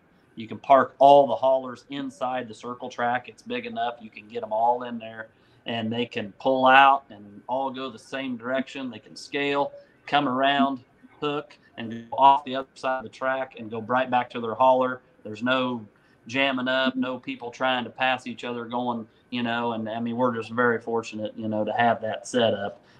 All the spectator parking is clear out north, away from the pullers parking, so there's not issues of people blocking people and in the way and whatever. So we're really, like I say, it's a great facility. It's not a long walk either. Now, when Brent says clear out north, like it's not that walk. I mean, it's a short walk. No, it's not a long walk. It's great. But it's that facility is right, fantastic. But no, it's just they've got a good setup there, and we're, like I say, we're sure glad to have it. And I'd like to see it. I'd like to see it improve, and so that's kind of what we're doing. That's kind of what we've got to do. The proceeds here for a year or two is kind of try to keep that going, because without a good facility, we can't have a good pull. And so we're kind of put some money back into that. What we've got, what we if we can come away with any, and we're going to try to put that back in the facility. And the nice thing is whatever we put into it, the fair, the Taylor County Fair, and all the other events they have, they've got a rodeo arena there. They do some ranch rodeo stuff there. It's all going to benefit everybody, and that's kind of what we're trying to do, is do something that's maybe not just for our benefit, but for everybody. And that's what's great about working in a facility like that, is more people get to use it throughout the year. And so that's kind of what we're going to work for, I think, the next couple of years, and then we get it fixed up. We'll do something else for some kind of little organization or something, or whatever. But anyway, that's kind of where we're headed with it, and we're real excited about it. Let's try to think any other high points that I don't know, Ryan, Cody can. Or you printed off a big list of sponsors. I was going to tell you, make sure you mention your big ones and your new ones. Yep. I was going to ask you. How that 3-0 class is shaping up. Any smack talk lately? Well, I think the 3-0 class will be pretty good. I don't have the exact numbers. I guess I do know that some of them that may not really even hook with Outlaws that much are coming, just because it's Bedford and they want to come there. And like I say, I've become friends with a lot of people over the years and a lot of pullers, and I think that's probably, honestly, I've always been able to get. I mean, we'll have like when this was non-sanctioned, we'd get 10 5-inch pro stock tractors there. Yep. I mean, Parkers had come from Ohio, and it's just it's you got get to know people and the friendship and stuff, and they just come because we're putting it on and they want to support us, and so that's really great. But the 3-0 class is kind of like that. I've run with them guys and diesel pickup world and all that, and I got to know all those guys, and so usually we have a really good class of 3-0s, probably about as many 3-0s as you're going to see in this part of the world, in either Western Series or Outlaw, all in one spot. So that's pretty great. But they've always 3-0 diesel pickups have always been there every year, and they've always supported me and so I'm looking forward to that. Just likewise with all the classes we've got, even aside the new ones, the pro stock tractors, they've been there every year. The light limited pros and the limited pros, the 4-1s and the 3x4s, they've all been there and showed up in numbers. And so, and obviously the pro stock 4x4s, that's one thing I would like to highlight a little bit. It's a hometown pull for quite a few guys there. Pro stock 4x4 pickups, Tater Wagon, Dave Walters, and Brett Stamps, the Troublemaker truck. They both helped put this on. Big help putting this on, and getting sponsors and helping and just to show up to help with everything. And so those two guys, it's kind of their hometown deal. It's what I call my hometown deal. This is as close to hometown. I live 10 miles south in Missouri, and this is my hometown deal. Lane Thornton, and Murray Thornton and Ryan Thornton, the backdraft 4x4 truck, the mod 4x4 and Thumper.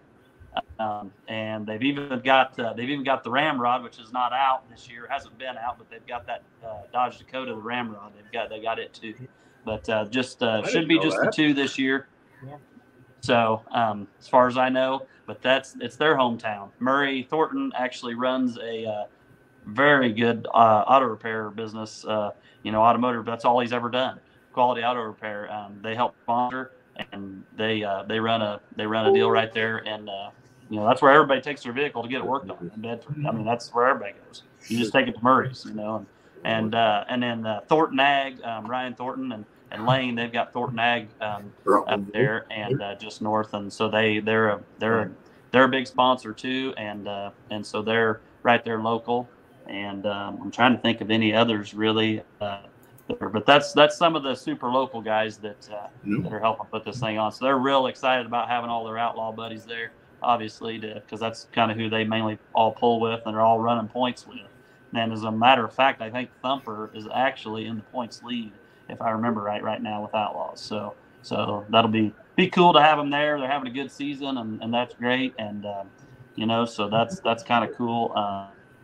Other than that, that's kind of the deal. But as far as the sponsors go, Holganics Midwest is our top sponsor. I'm even representing a little bit there. I don't know if Todd's watching or not, or if any of the guys are watching. But anyway, I use their product on my own farm, and man, they've been a big sponsor. They've stepped up big for us this year. They kind of they worked out a great deal. With pulls, not just this pull. They're an outlaw sponsor, and they've also sponsored some of the other pulls, especially with guys that have purchased their product. I use their product.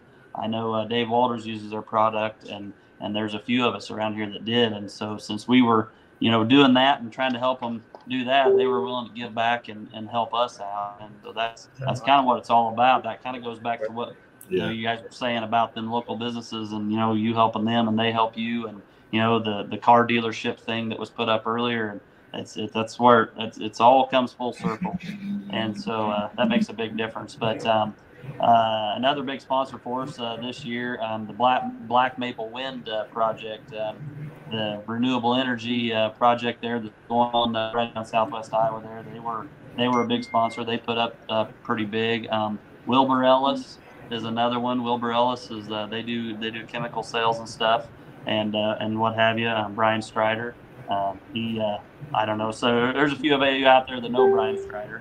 He used to pull a 85 Limited Pro, and it was called Green Fever, and that tractor belonged to, and is actually going to sell again, but that tractor belongs to the Grimes family. That Light Pro, just another buck of Grimes, was Brian Strider's old tractor. And so he's got ties way back in the pulling world, and he always helps me out. He was with a different company last year, and they sponsored, and I said, hey, would your new outfit be able to, would want to help out? So he helped me out, and so that's kind of a little bit of history there. New Generation Agri Services is a big one. Lane Aldrich with New Gen Ag down there at Excelsior Springs, good friend of mine, has sponsored every year, helped us out. He's into pulling and heavy, and always has been, and he's knows a lot of people. But anyway, he's helped us out. I've got a whole list. Man, it would take a minute to go through all these, but a lot of these guys, a few of them that have stepped up this year more than last year even. BB Diesel and Rental, Wilmarth Ag Repair, their local ag repair deal.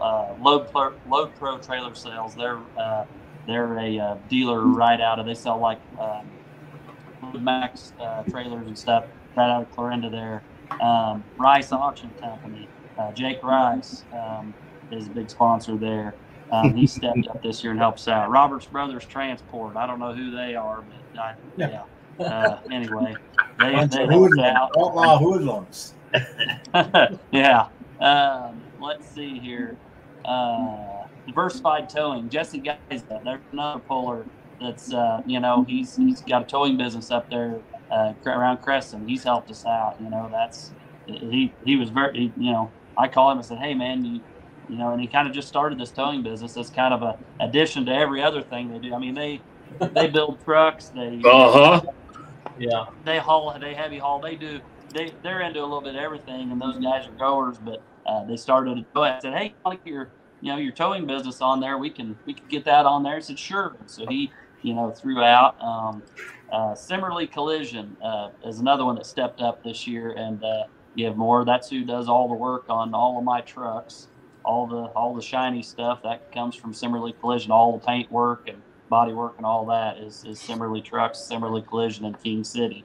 And he's always kind of been he likes tractor pulling, and he's Stuart Mays' tractor, that's who paints it.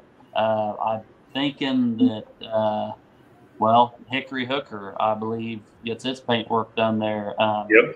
Rod Schottle's Beautiful Cases, that's where they get work done. I mean, he liked Cody Yarrick's Gone Tractor, Dave Yarrick's, Dersling, and all those. Cody Shea's old tractor as well, I believe. He likes to do cool stuff. He likes and it's hard to get a lot of body shops to do that, but he likes to do cool stuff, and he actually helped sponsor. He was one of my he did some work, all the work on the pulling truck, the new pulling truck, and that's the only reason it looks as good as it does. Him and Ryan Ewing at Ewing Shine Shop, those two, they make us look good while we're rolling, and so that's another big sponsor. Deluxe Truck Stop in St. Joe, Missouri. They stepped up big this year. I do a lot of business down there, and I know a lot of people through this corridor who got trucks, buy tires there, get washed there, the cattle pot washouts and everything, trailer washouts. Edge Ag Solutions up around Corning, agri-services dealer. They helped us out a lot this year. MFA Northwest.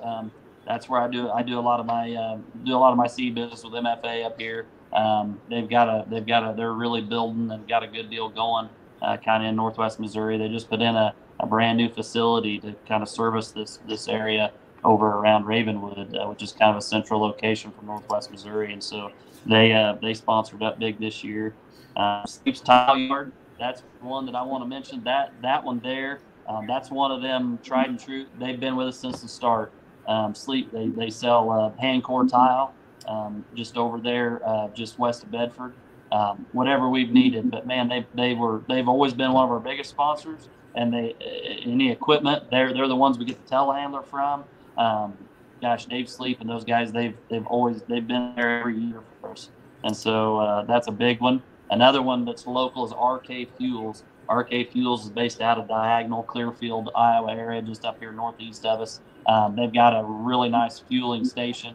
If you're down this way and you need to get fuel for your rig or your hauler, that's where you go. RK Fuels, they sponsored big also this year. And they got a really nice fueling station right there in Bedford, right on Highway, so on the north edge of Bedford. So go see them if you need some go-go juice when you stop in.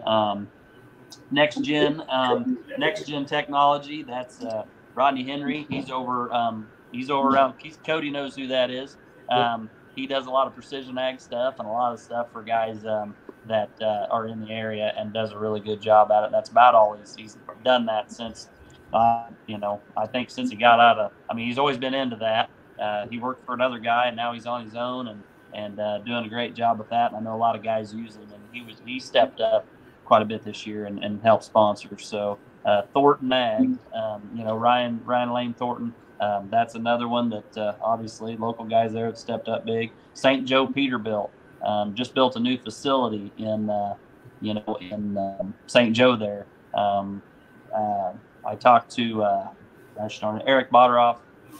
He used to run around with Rodney Knott and actually pulled the Naughty Boys tractor some off and on, here and there, would hop in the seat. Of course, he's got ties to pulling from way back and has always been around. I knew I recognized that name from somewhere. Yep, that's who it is. I always knew him as Precious.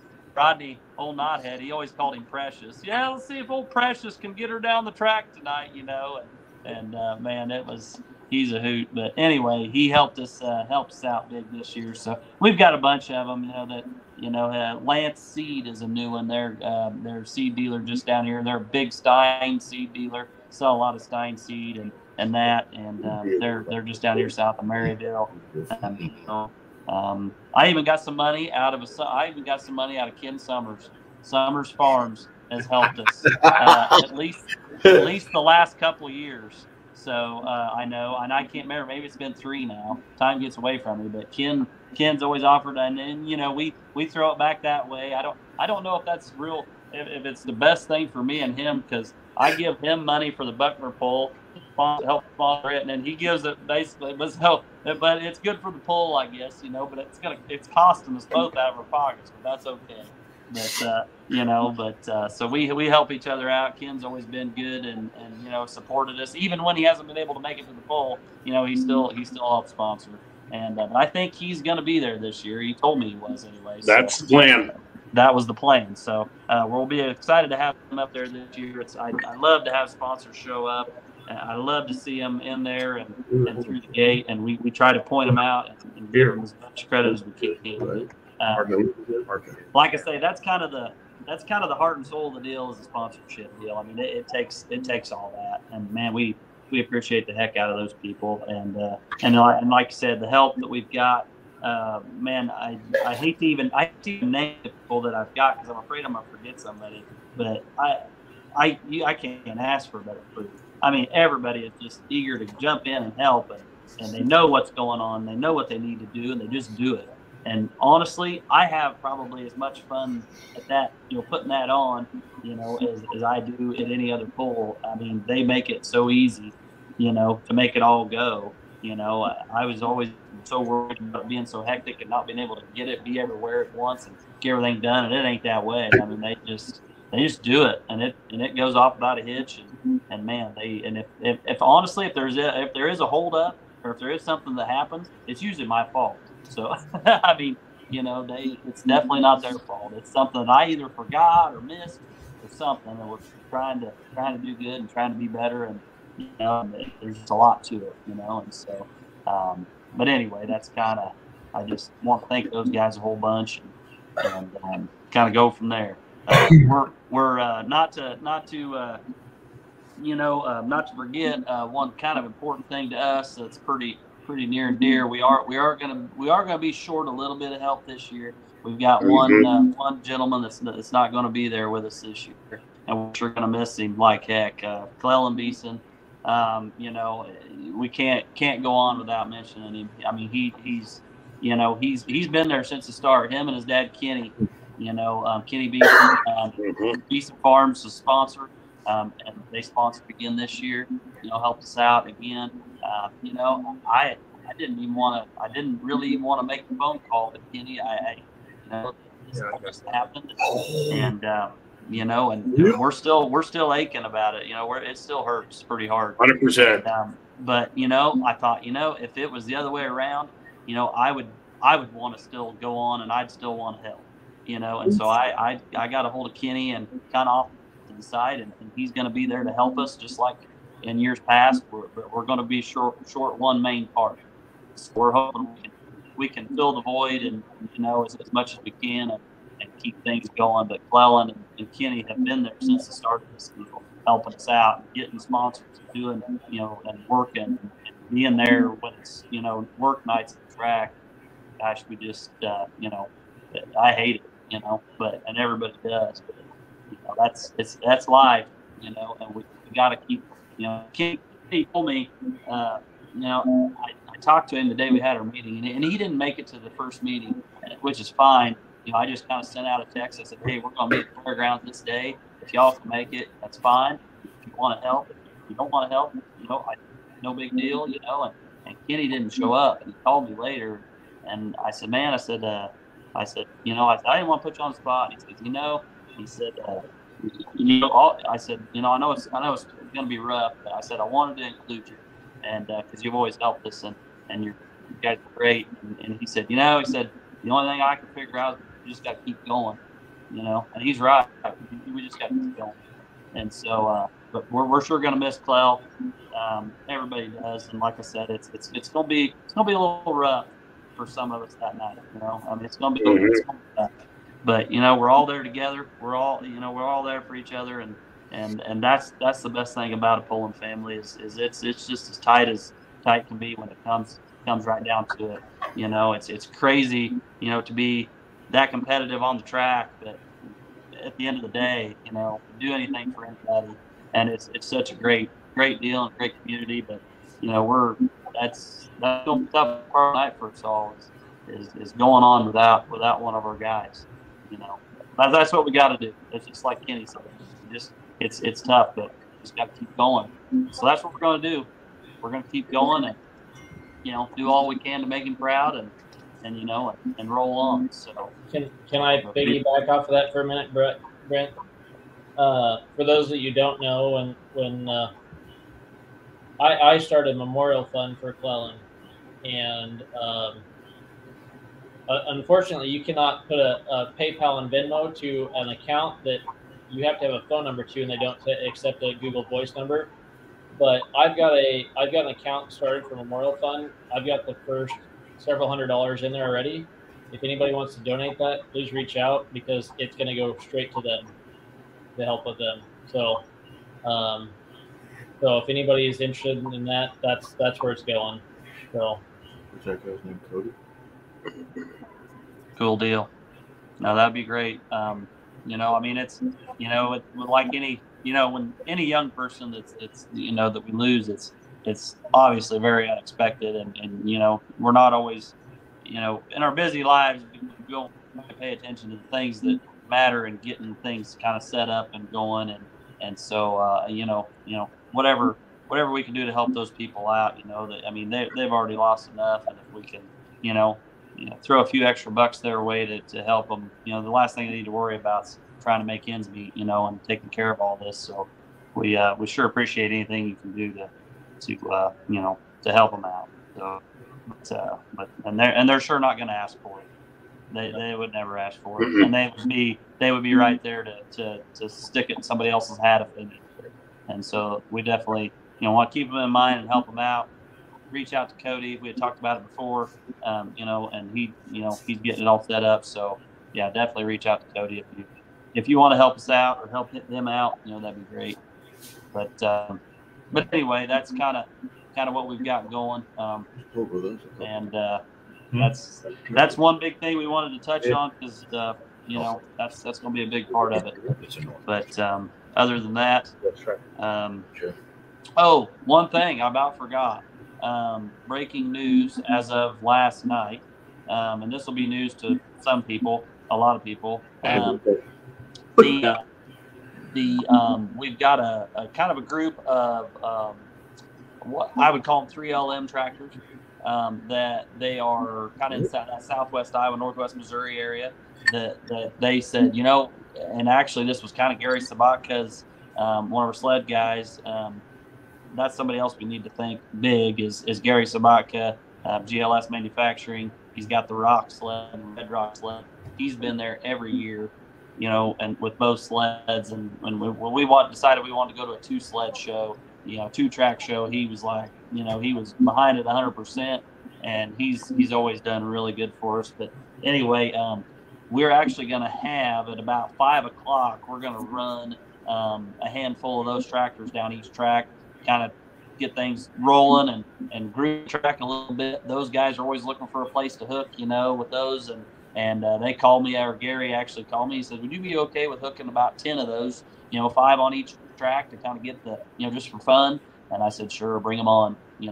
I said, that'll be great. We can handle that. We'll have everything ready by then. And so that's actually going to be before the Outlaw show. So that's kind of something new. So if you want to get there a little bit early, I mean, it's not really advertised. I'll throw something on Facebook about it. But if anybody kind of wants to get there early and get settled in and watch a few things, go down the track, and as we get things rolling and kind of tore up and broke open, why it'd be something else we could do. But yeah, there'll be a handful of those there at the beginning of the show, about 5 o'clock before the show, I guess I should say. And so we'll run those through. They won't take long. They'll be there ready to roll. We'll run through those, and then we'll kind of roll into our opening ceremonies and do all that, and then we'll have them hooked to the sled and rocking and rolling, and so should be really good as far as I know. I'm trying to think of anything that I'm forgetting. What time are you doing lights tomorrow night? We're going to work on those. I've got to go to St. Joe and get them. I'm not sure what time they'll be in St. Joe. Got to do some trucking in the morning. So I'm going to guess it's probably going to be towards 5 o'clock. I got to be in Omaha, so text me and let me know. I might swing down. Okay, 10-4, I can do that. But yeah, we're going to put 3 of them up. Hopefully it won't take 3 hours to put 3 up, I hope.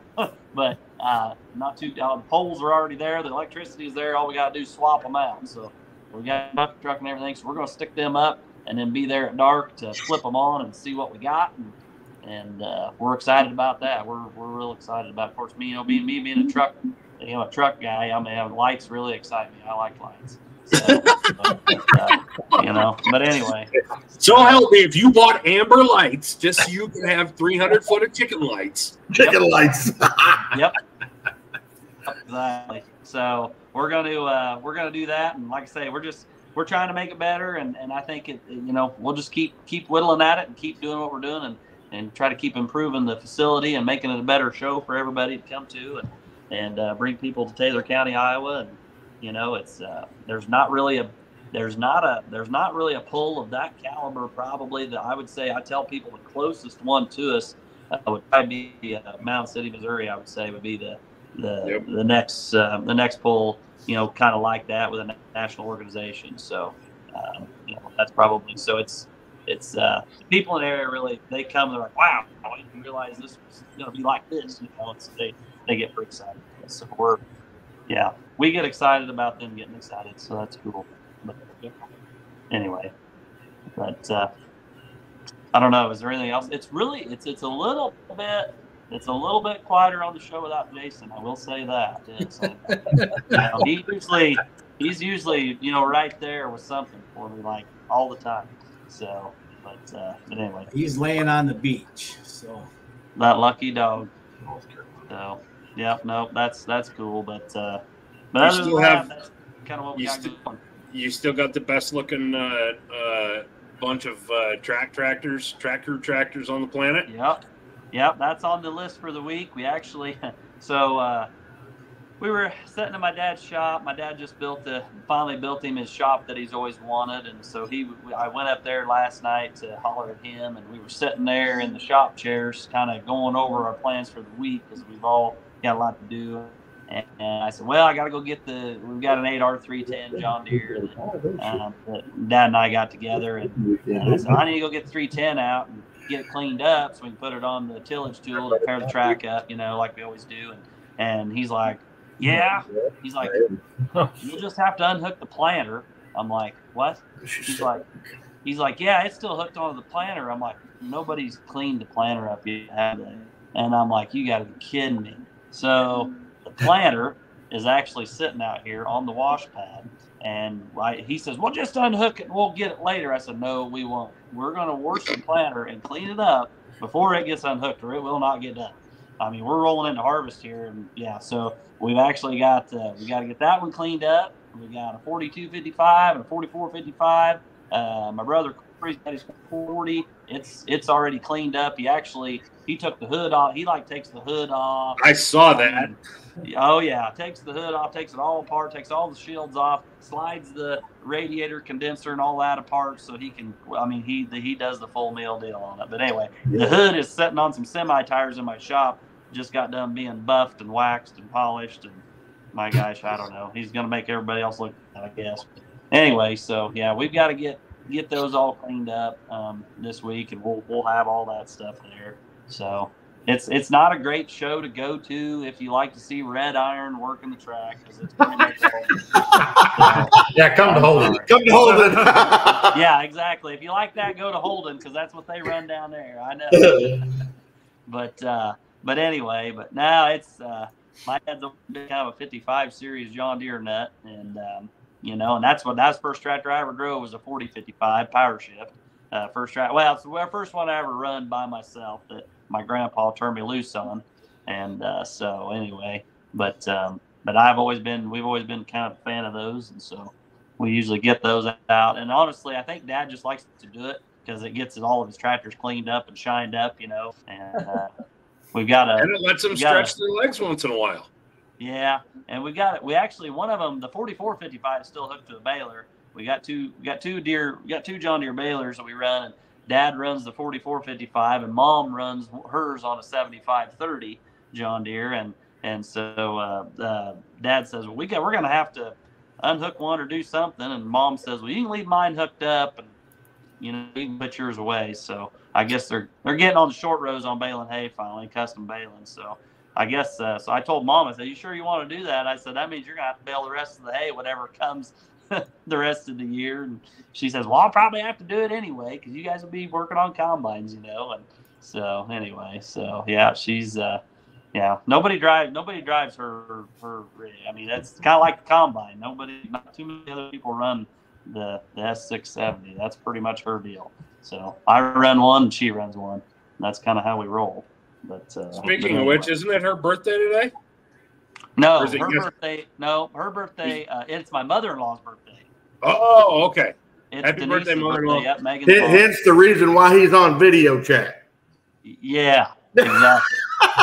Exactly. No, it's my mother-in-law's birthday today. My mom's birthday is October 8th. And okay, I'm not going to remember that. So, Mom? No.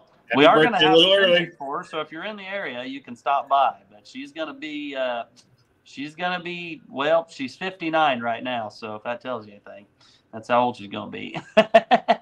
So we've got to have a big party for her here in a little less than a month. So, but anyway, I don't know. She told us she wasn't doing that. She was going to be combining.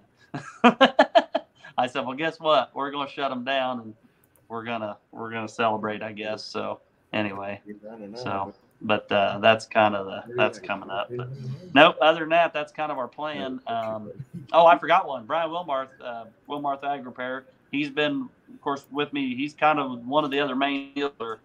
Been with us since the start, helping us out. And he'll have his. He's got a 4455 too. It'll be there. So yeah. But anyway, so yeah, we'll have the old track crew ready to go. Ag Power is another sponsor, like those guys told us. They've got a really good packer back when I was working in Maryville there, that we purchased that Philip Moberg found, one of the salesmen up there. And it's a really good, it's a 13-wheel packer, so it's a wide one, and it's big and heavy, and they had it repainted and put their logo on the side, but we use it every year. We sure appreciate it because a good packer is kind of hard to find. I mean, they're not just sitting everywhere.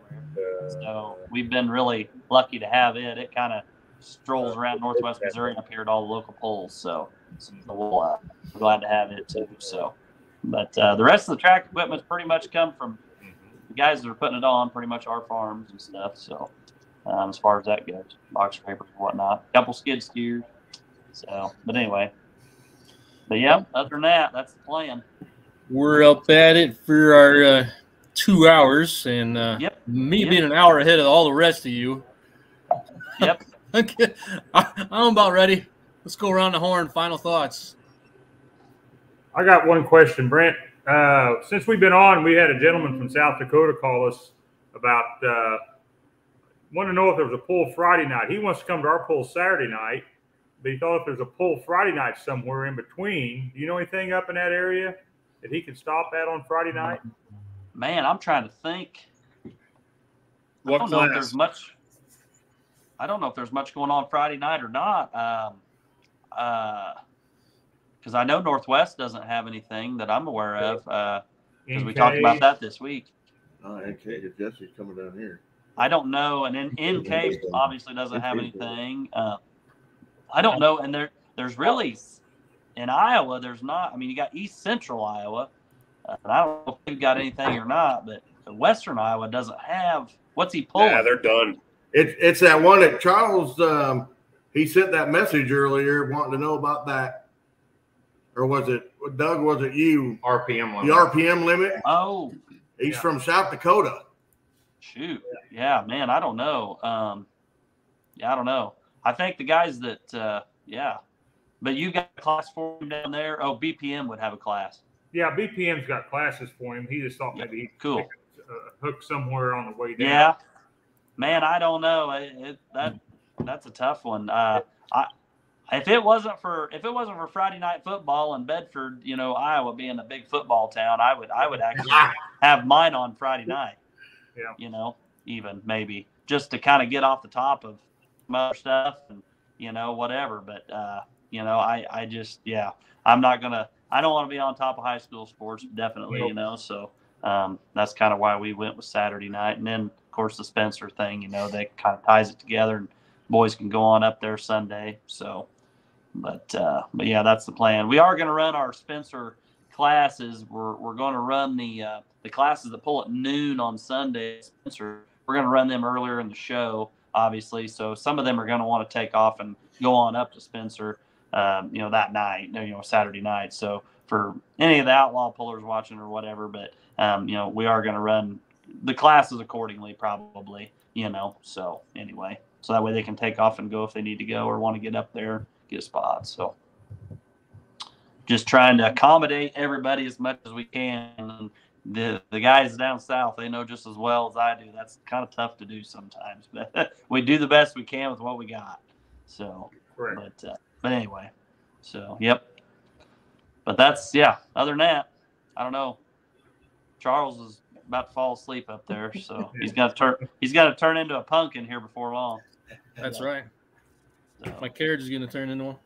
And I think Doug's not far behind him. Doug has been really quiet. So. Yes. I'm always quiet.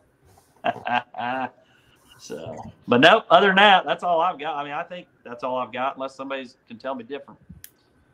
Brett, thanks for having those 2-6 trucks early, man, so that some of them can come down to us. Right. Nope. I get it. That's, being a promoter, that's, you don't want to, that's the toughest part of having a pull is try not to be on top of somebody or try not to take, we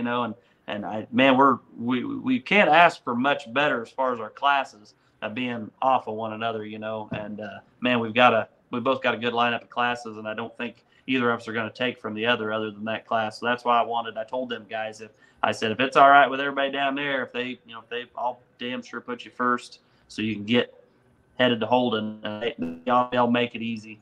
Really, honestly. So, I mean, I don't think you guys will be done by 9:30, will you? No, it'll be 11 o'clock probably. That's kind of what I figured. So every bit of 11 o'clock. Every bit of 11 o'clock. Yeah. So that's kind of why I figured it'd work out good to do them up here first, and that way they'll be closer to home down there anyway, and work out good for everybody. So. Yep. Appreciate it. You bet. Not a problem. Appreciate you guys. And good luck down there again. You too. Thank you. Yep. We'll see how we get along. We'll try to do her again next year. So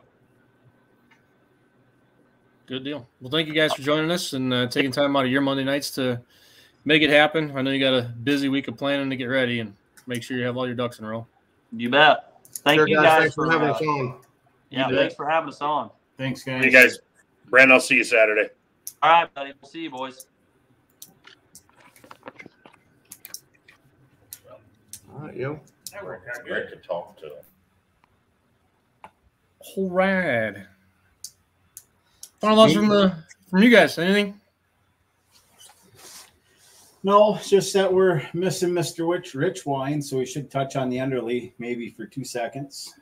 Yeah. I believe I'm not sure start times on that, but Saturday 5 and 7, I think, or 4 and 6, something like that. Regionals first, and then they kind of rework the track and then do it all again for the Grand National. It's rapid fire. They move quick. They don't screw around. They get through it, and that's a lot. But it's fun. Larry was Larry. It's Sandwich. Did a good job. So. But Travis not going to make the Enderley. He blew off of her again. Who? Travis. Oh, yeah. Yeah. Connie took a motor out in the afternoon, so they switched that out in between, hour and a half. Pulled it out, put it in, had it running. Simon's had some pretty severe breakage in the afternoon session on one of the pro stocks. Jeremy Roberts had a rough night with the Super Farm.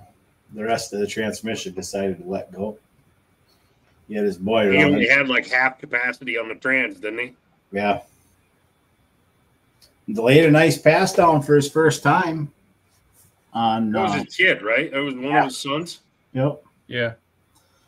Yeah. One of the Moore boys, Pack Rat, laid down a first pass on Thursday night. So 3-6 trucks had a rough time. Track was hard on drivetrain. Happens. I heard Matt Goodwin put together a pretty killer weekend, huh? He did. Yeah. Yep. Laid it on them both nights. Nice. I think Doug did fairly well too, didn't he? Second and third? Third on the afternoon session, second on the evening session. So Esden was Diesel hate, but some of them diesel supers from west of the Mississippi know how to get down. Esden was second and fourth, I believe. Mm-hmm. So Talking about other young kids driving, Grant Christensen with Nate Christensen's boy drove his first pass at Diagonal, Iowa. I don't know if we ever touched on that, but that was the bar tire 4-wheel drive guys. So that's kind of exciting for him because he's 9, 12, something like that. I forget, but he made his first pass in the truck. So. How badass is that a 12-year-old kid is running a Pro Mod 4x4? Man, my head wouldn't fit through the frickin' door. Not for a month, even if I snuffed it at 150 foot. That kid, like, I tell you what, though, that kid has grown up around it for how long, though? You know what I mean? So, and he's grown a foot in the last year. Let me tell you, when you see him, like, from year to year, that kid's grown a foot. He can actually reach the pedals now. So, well, that's good. But I'm just saying, like, it's kind of fun to watch some of them younger kids start getting into that. Wyatt Schulte got a ride on the Binder Express. It sounds like Sunday too. So yeah, I saw that pass. He made a good lick. That was a nice pass. Ended up second, I believe. Yeah.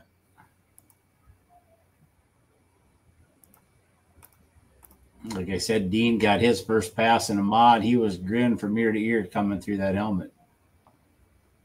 He's usually got a big old grin on his face, but yeah, I can imagine that was pretty big. Mods will do that to you. I imagine so. I would imagine so. Well, you've done it. Yeah, but mine only had one engine on it. I'd like to try it with 4.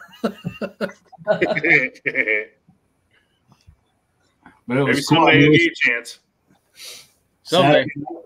Saturday night we started at 6:30 and we were done at 8:30. I like shows like that. Wow, that's moving. I don't know the hook number, but 40 or 45, 50, something like that.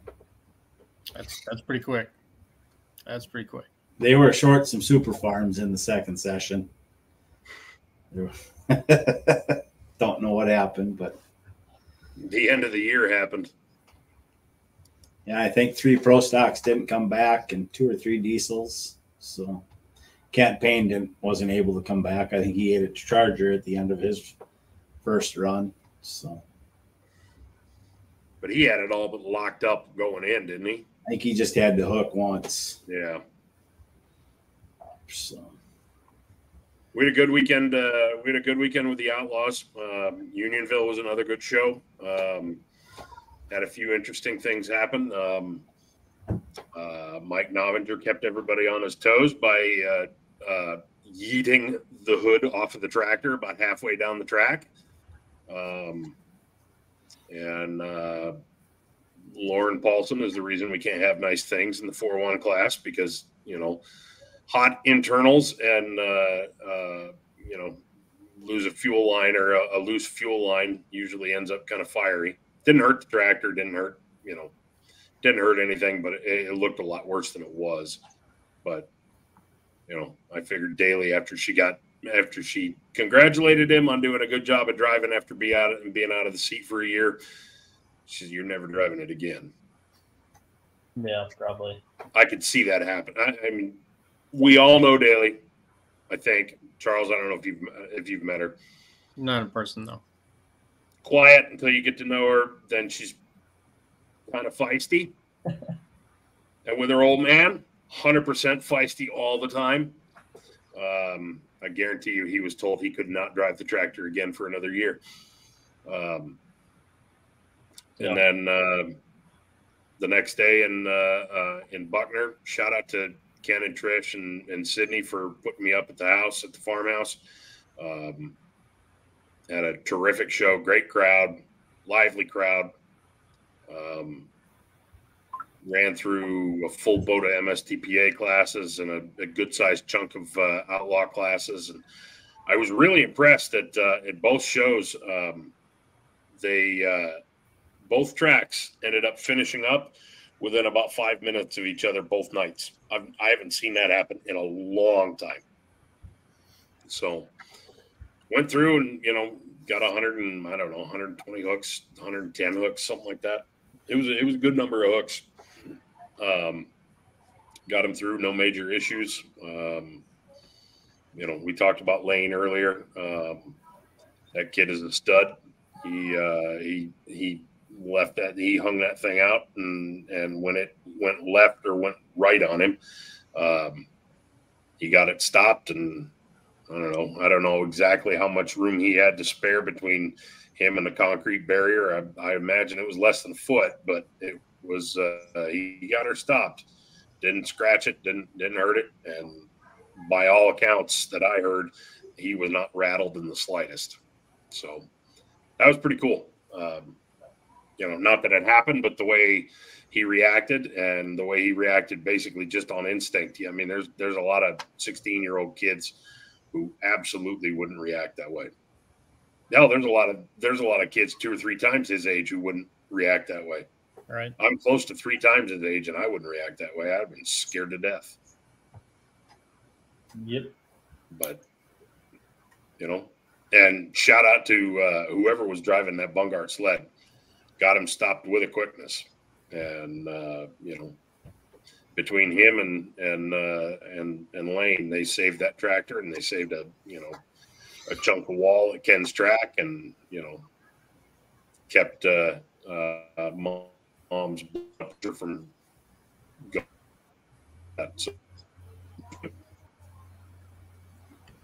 So lots of photos coming. It'll take a bit, but and I know I owe a few of you some photos. I will get them to you this week, promise.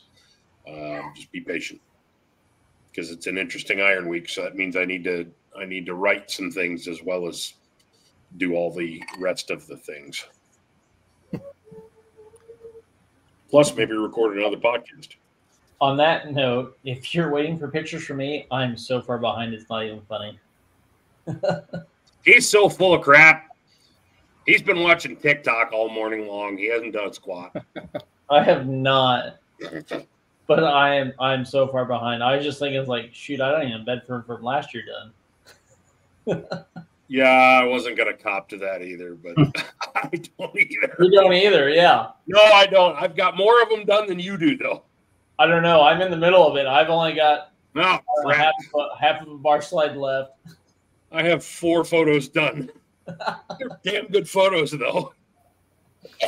Cole Pedley's first time down the track on the pro stuff was at Bedford last year, and he made a great pass, and I happened to catch a couple of nice shots of it. So yeah, but yep. Doug, where are you off to this weekend? Madison. I got a Badger game this weekend. Priorities. Charles, what about you? Hit the Enderley Saturday, weather permitting, of course, and then Sunday we have our American Legion pull that Andrew and I started years ago. Right. So that's coming up, which means Friday night I'm going to go. I have to go through a lot of stuff to make sure we're actually ready, because I'm not just announcing it. I bring the sound system, so I got to make sure it all is going to be working. And if something's not, I guess I'm not going to the Enderley, because I will be going shopping. Right. Why don't you, since you have the floor, give us the pitch? Let's hear it. You guys started that pull for a reason. Yeah, it is to benefit that Legion Hall. Like his dad and I think every uncle he ever had is a veteran, a member of that hall. And then while the two of us never served, we get in as Sons of the Legion, and so we joined it years ago. Over time, built a track in the back, and there's plenty of space. We're limited out actually in terms of pit area. We keep trimming classes out because we keep running out of pit space every year. There's plenty of room for the track to be safe, but yeah, we keep changing that up. And so there were some more changes again this year. 100% of everything this thing makes, and I don't charge to announce it. You know, I'm not taking anything out of there. It all goes to that Legion Hall for facility improvements and whatever they need to keep it viable and keep it going. Thousands of dollars has been poured into a pavilion in the back for the track and all new bathrooms and whatever else into that facility to keep it going. So, and that's the intended goal year over year is to do that. I think our intent is to start pulling around noon, and we don't have lights, so we go till well past dark. We do the best we can with temporary lighting. I think last year we got done pulling sometime around 11:30 at night, which on a Sunday is pretty late. Yep. But you know, again, it's not. This is all for charity. It's all for that Legion Hall. If I got to pull till it's time for me to go to work Monday morning, we'll do it. If it's going to make more money for them, that's all I care about. And where is it again? Give us the details and all that. It is at the Smiths Creek American Legion Hall on Smiths Creek Road in Smiths Creek. And let's face it, there's nothing else there, so you will find it. We're due straight west out of Marysville, Michigan, which is just south of Port Huron, right on the very eastern edge. Across the river from Marysville's Canada. So you go straight west from there, you will find us. That works. Cody, what are you doing this week? You chasing hurricanes or you going pulling? I'm going pulling in Bedford. And that's about it. Yeah. Are you off the hook as far as hurricanes go this week, or I haven't listened or looked at the weather? It's supposed to curl north out into the Atlantic, so I don't have to chase hurricanes. So I'm kind of happy. There's some other stuff, yeah, but I'm pulling Saturday night in Bedford, so that's kind of like that's a local hometown pull for me. So I'm kind of excited. That's a good track. I mean, it like Brent said, it's a dirt track, so it's kind of a gumbo, but it's like a gumbo that works. I don't know how else to describe it. It's not. I don't know. It's just a tough track, and it's a good show. So it will take every horsepower you can throw at it, and then some.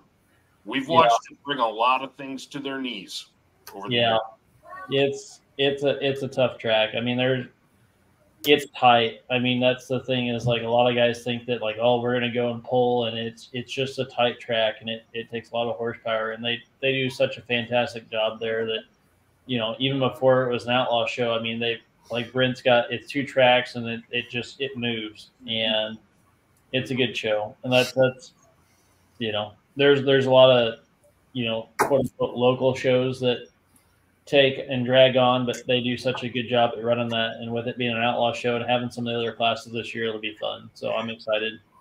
I've only missed one year of this, and I've caught hell every year, but it's my sister's wedding. That was the only year that I've missed so far. She didn't plan very well. I told her it wasn't my decision, but yep, I told her. So. But yeah, no, it's a good show, and it's one of those that like I don't know. Everyone talks like, oh, we've got a good track, and Bedford's one of those that's like they have a great track. Until you go there and you understand what you're pulling on, it's a good track. It just is. It don't matter. I mean, them boys know how to take care of a track really, really well. So, and you don't need to take our word for it. Somebody send Jason a message. Ask him what Bedford was like when he pulled there. Because that used to be a PPL Western Series show, and it was one of the big shows. And I think back in 2016 or 17 was the last year he was there. And I don't remember if he or Gaffney drove that night. But and we had a monster class of 4-1s. I don't even remember who won. If I had to guess, it was probably one of the Ruth tractors. You know, they all talked about how good that track was. They weren't wrong. That track takes power. Yeah. So. All right. I got to go to bed. I'm out of gas. Fair enough. That works.